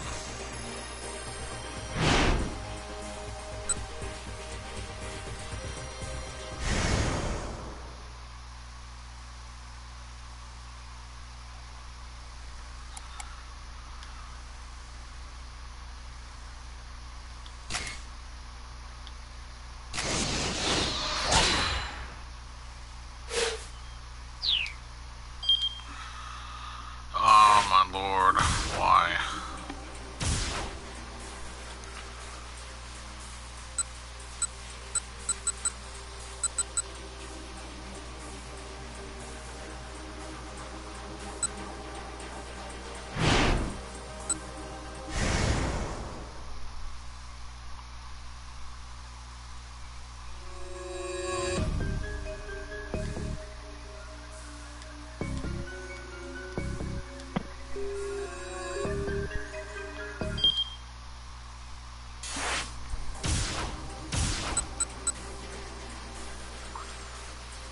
Yeah, so now it goes from bad end to keep out.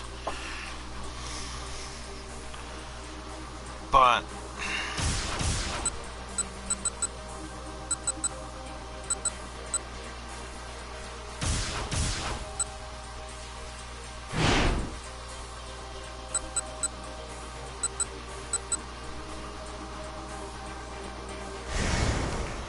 oh right. It's another jump with Minorikawa.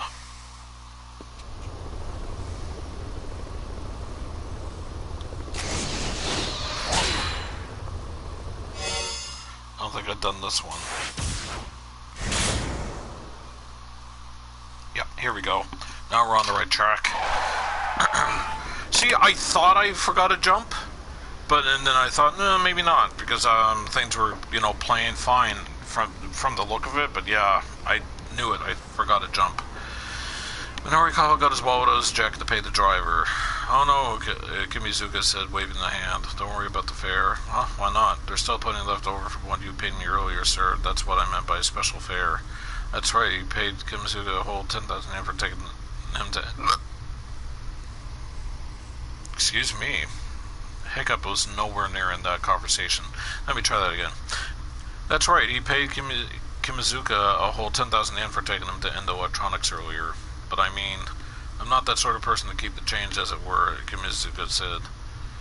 Minorikawa felt a surge of pride at those words. You're my kind of guy, Mr. Kimizuka. A man on the job can always count on Hachiro Kimizuka's taxi, the driver grinned. Now go on, go. Thank you. I have a feeling we'll meet again. As Minarikawa entered the theater lobby, he saw a bunch of flower bouquets, patrons' gifts of appreciation. Among the names of senders were two celebrities he recognized.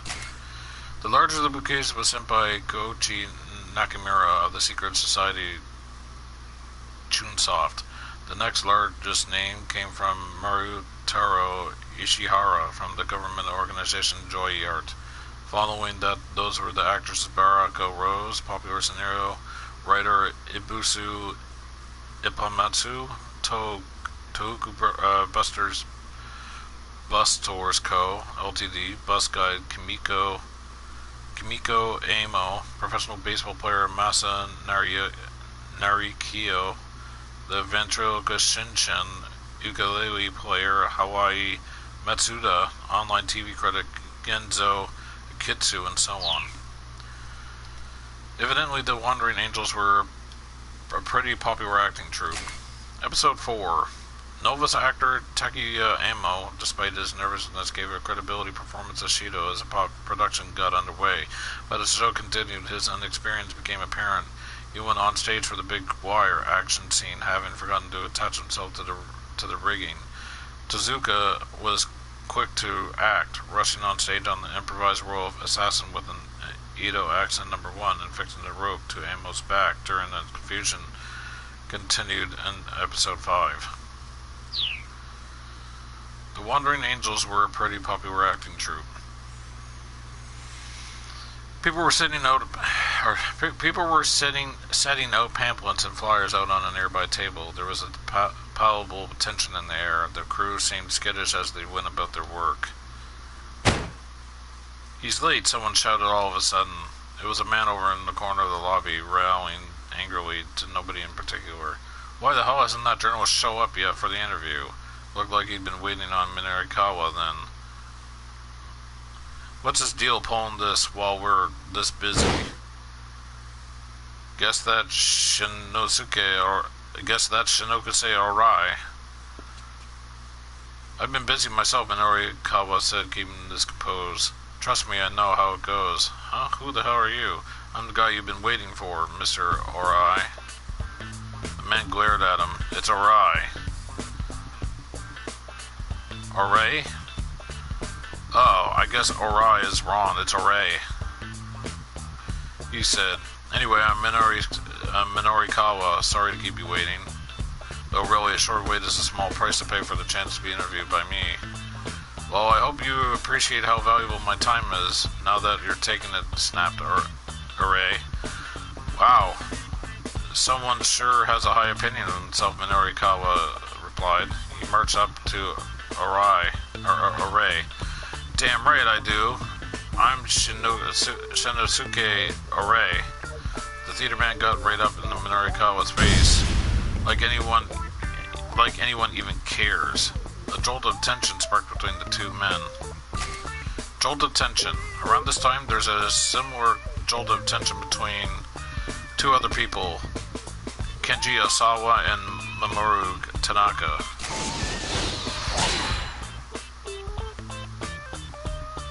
Okay.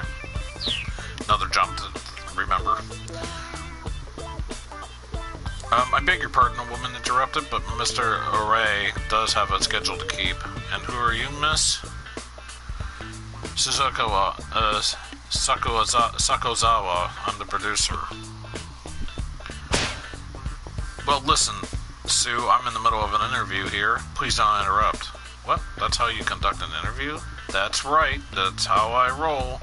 "Look, whatever," Orai growled. Let's do this already." "Fine by me." Two men sat down at opposite sides of a table in the lobby, but Sakozawa spoke up again. "Mr. Orai, don't forget the meeting you have after this. Yeah, handle that, would you?" Minorikawa let out a derisive snort. "It's like you're holding court," he said. "Do people actually hang around you with that kind of attitude? You have no right to judge my acting troupe." Minorikawa slackened up in his chair, mocking smile on his lips. Oh, so it's your acting troupe, huh? He said. Why not just play all the roles yourself? Heck, you could even be your own audience. How dare you? Arai, rose to his feet and made to leave, but Sukozawa herded him back down into his chair. Minorikawa continued as if he hadn't heard. Just what is it that you do anyways? He asked. Arai, raised an incredulous eyebrow. You don't know? No, why should I? You came to an interview without knowing anything about who you were interviewing? Yep. That's it. Get out. Arai, roared and pointed angrily toward the exit. How dare an unmannered clod like you come in here waste my time? Hey, who's being unmannered now? I came all the way out here to hear your story, didn't I? Why don't you get out? Minorikawa pointed at the exit as well. What the hell should I have to leave, demanded. This is my house. House, theater jargon for the theater itself, especially in the main auditorium. Look, get out. Oh, look, just get out. This time both yelled and pointed toward the exit in unison. Sakozawa quickly interposed herself between them, forcing a smile. Gentlemen, please, calm down, she said. Then she turned to Minorikawa. You should be aware that Mr. Arai used to be a broadcast writer. Broadcast writer, someone who writes for television or radio programs. A great show depends on not only on the actor's performances, but on the skills of the broadcast writer. He's responsible for a lot of big hits. You don't need to mention that, Arai grumbled. Nonetheless, Sakozawa rattled off the names of several shows. Minorikawa did indeed recognize many of them. He murmured. So how come you're running a failing theater now? Failing? Arai went red in the face. I'm not wrong, am I? You are absolutely the rudest person I have ever met. Why would a rank amateur like yourself know about theater? Arai's face went dark with rage, but Minorikawa didn't back down. Listen, this has nothing to do with how well your theater is or isn't doing, he snapped. The television world wouldn't accept you, so in order to retain your pride as an entertainer, you start doing theater. Isn't that so? Don't act like you know anything. I've asked my entire life. I staked my entire life on the theater. It seemed as if Arai might throw a punch at any moment. Sure, a city theater might seem small time compared to TV, but you get a lot more response from it. Response? Oh, now that sounds interesting. Darn right, Arai exclaimed. You can see it from on stage. The audience, you see their faces. There was a passion in Arai's voice now. You could really feel it. When the audience is enjoying themselves, you can feel that energy. You can't get that from doing television. Thinking back on it now, my time spent working on TV, let's see, what's a good analogy? It's like being handled a towel that's already damp. No, that's not right. Okay, so a better analogy would be, and without further preamble, Arai thought, talking about his tribulations back in his broadcasting writer days, and Orikawa smiled inwardly.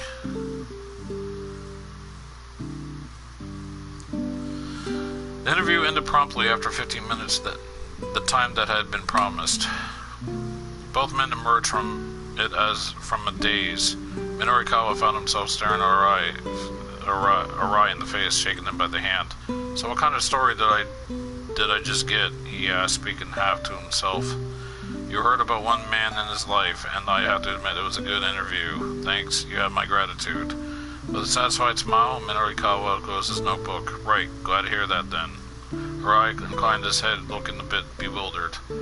A flustered Sakozawa interrupted. Mr. Minorikawa, wasn't this interview for a piece about the performance? Huh? Minorikawa blinked. It's just that you were only asking about Mr. Arai and not about the performance itself, Sakozawa said. Oh, I see what you mean. Actually, I came here for a piece I'm going to be writing called Where Are They Now? Washed Up Broadcast Writer Showcase. I washed up? Arai was red in the face all over again. You bastard, how dare you? Everything I just told you, I did not give you my permission to use it in your magazine. You're too late. What? I've already heard your whole story. You should be grateful that I'll be writing a piece on it. You bastard! With a wild look in his eyes, Arai snatched up a hammer on the stage crew had left nearby. Wait, go ahead, hit me. Ouch. I'm gonna go ahead with go ahead and hit me. Go ahead, hit me. Oh, I'll hit you all right.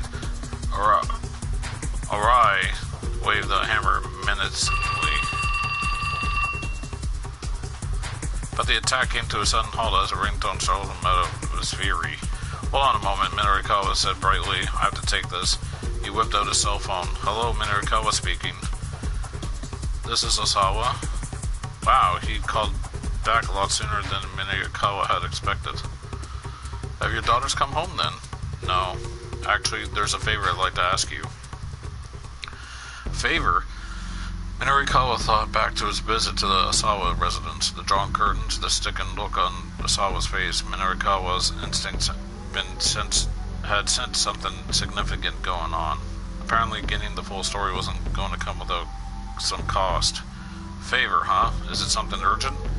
I'll pay whatever I have to. I just need you to look into something as quick as possible. His voice had the telltale desperation of a man who'd been backed into a corner. Alright, Minorikawa said. I can help you out for a little while. Osawa hurriedly explained what he was after. The request was a strange one. He wanted Minorikawa to look into a scandalous article that 4-star general gossip had run about him in the past. What makes this so important? Do I have to say? I mean, you're asking me to look into something without explaining anything. He eyed Arai lurking nearby with obvious irritation. Minorikawa would need to calm down. The erstwhile broadcast writer, or else his interview really would be for naught. He decided to bluff both men at the same time. Let me just say one thing, he said into the phone. Okay, that wasn't blue. He made sure he spoke loud and clear that Arai would overhear. I want to tell the world this story. No, I need to tell it. If I don't feel that way about something, no amount of money in the world will get me to write an article on it. That's my pride as a writer at work. Minorikawa could see Arai's aura of rage fading as he listened. The theater man looked surprised. Whew. Meanwhile, Osawa had decided to open up a bit. Alright, he said, I can share all the details, but... Okay, he's in the talking mood now. Good job, Minorikawa. See, this is going fine. The balance of the entire world might be at stake here. Osawa continued, and I mean that quite literally. I can tell you more after you're done. I can tell you more after you're done investigating. Wait, was he serious? The world's balance of power hinge on looking onto some alleged material affair?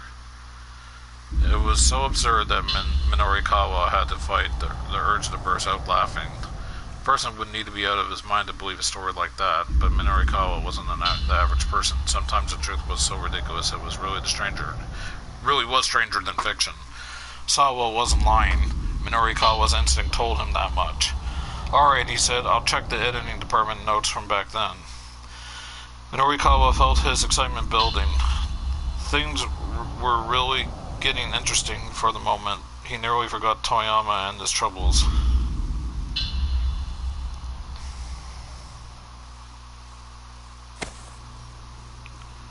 When he ended the call, Arai approached him and extended his hand. Listen, your methods might be a little extreme, but I can tell that you take pride in your work.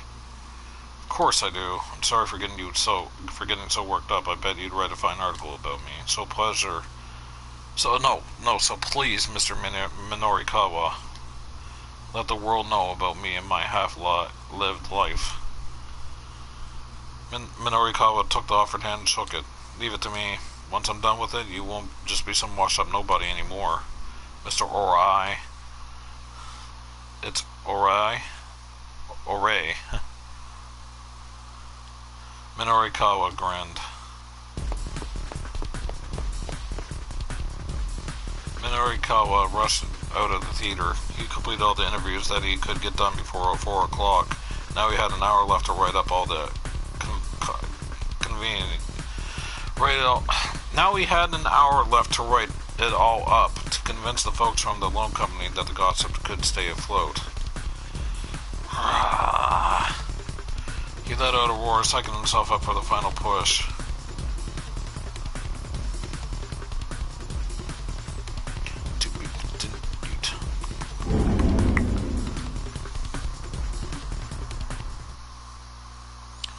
I was kind of hoping to be done by now, but okay, let's do the jump.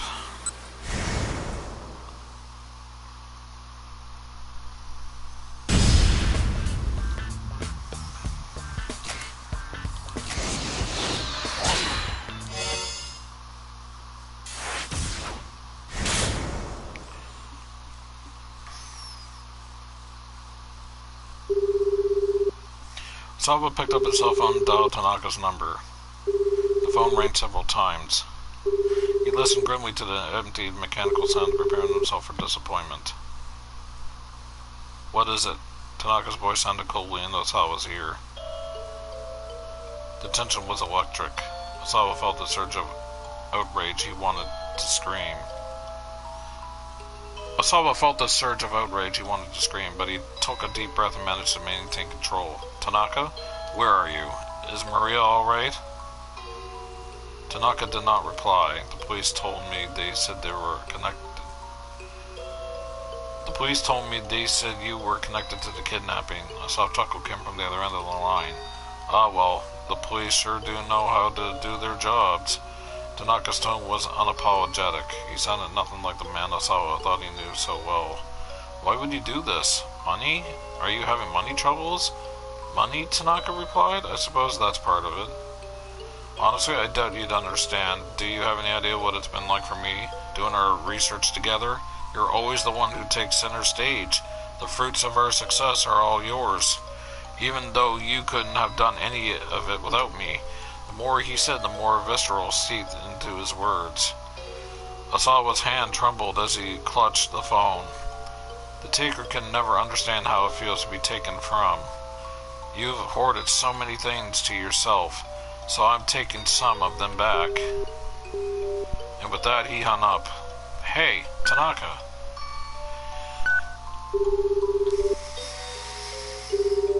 Osawa dialed the number again, but Tanaka didn't pick up. Osawa racked his brain, thinking back on how Tanaka had been acting earlier that day.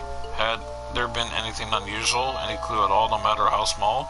If he could find some hint, maybe he'd be able to find Maria and Hiromi. That was it. AI had been suspicious of Tanaka all along, so much that she planted a bug on him to hidden a tie clip. Her suspicions must have been pretty strong. Wait, Sawa recalled that what Kajiwara had said. But still, if she is that worried, given the tie clip as a gift is a bit. The words had struck Osawa odd when he first heard them. AI had never given him a tie clip. His heart gave a heavy throb in his chest. It couldn't be. No. It was impossible. That article from 4-star General Gossip crept back into his mind. The article had talked about a man AI dated before she married Osawa. The man's identity was never revealed. Could it have been Tanaka? You've hoarded so many things to yourself, so I'm taking some of them back. Tanaka's cold words took on a new depth of meaning. Osawa felt the foundations of his life begin to crumble. Were Tanaka and AI accomplices in all this? No. Wait. Just calm down. He couldn't let himself jump to conclusions. He needed to be more level-headed. Everything depended on it. If the two really companies, why would AI have planted a bug on Tanaka? What purpose would that serve? What could it mean? It was no use. Osawa couldn't think of how that made sense. First things first, he needed to establish what the relationship between AI and Tanaka really was. Once he figured that out, he'd been able to get a better handle on the situation. Obviously, he couldn't just go and ask AI directly. If she really were involved in all this, she certainly wouldn't tell him the truth.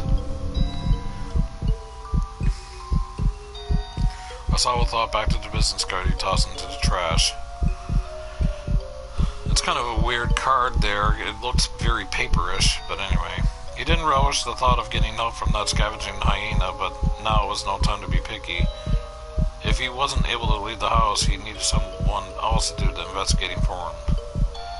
Freelance writer Minorikawa. He was Asawa's only hope. To be continued.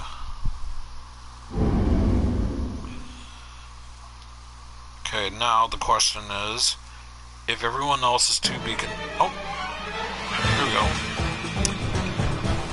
This person also killed my friend.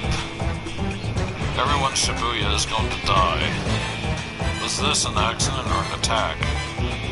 He's after Hiromi Asawa. How many hours ago was she infected?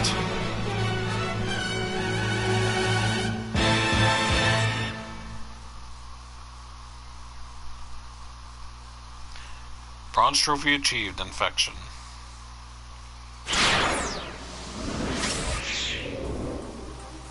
I was thinking more along the lines of that since she had the virus in her,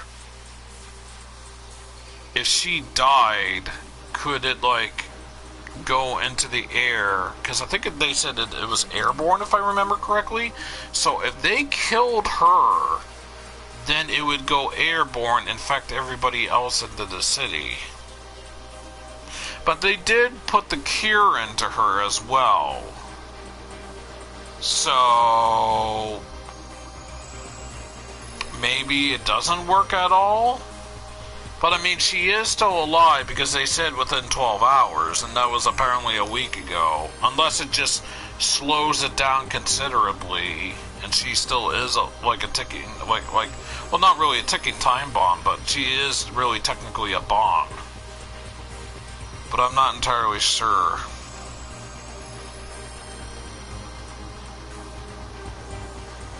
An interesting, no.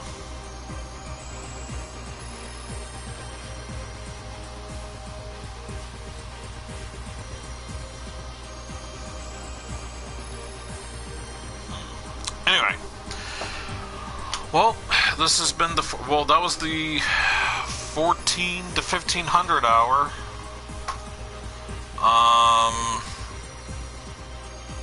If I didn't mess up and I was like on top of things, I would have been able to get done just before 9. But anyway, well, this has been part 5, I believe, of the Shibuya Scramble. Oh, I didn't even notice Siren commented. I apologize. Thanks for the lurk for when you done that.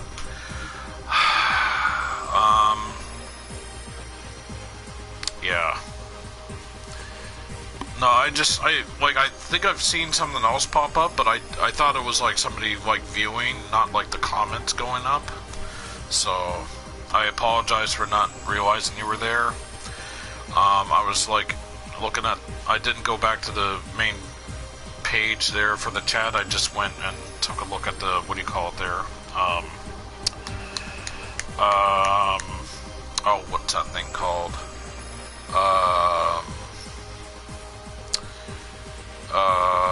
The guide to see where I messed up on.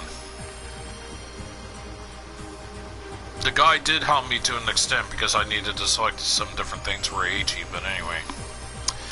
Alright, well, I'd like to thank Tyree for popping in, Siren Rain for lurking. I want to thank everybody else who came by earlier and lurked, or who is lurking now. Thank you for coming, I greatly appreciate it. I'm going to be continuing this game, if not tonight, like late hours tonight. That's if like my plans don't fall through, I'll stream it late tonight. If my plans don't fall through, then I'm going to be playing more of this tomorrow. Kissa! And I want to thank Kissa for popping in as well. Alright, everyone. I'm off to go stuff my face. I'm hungry. What else is new? Anyway. Thank you all. I'll see you all for part 6. See you then.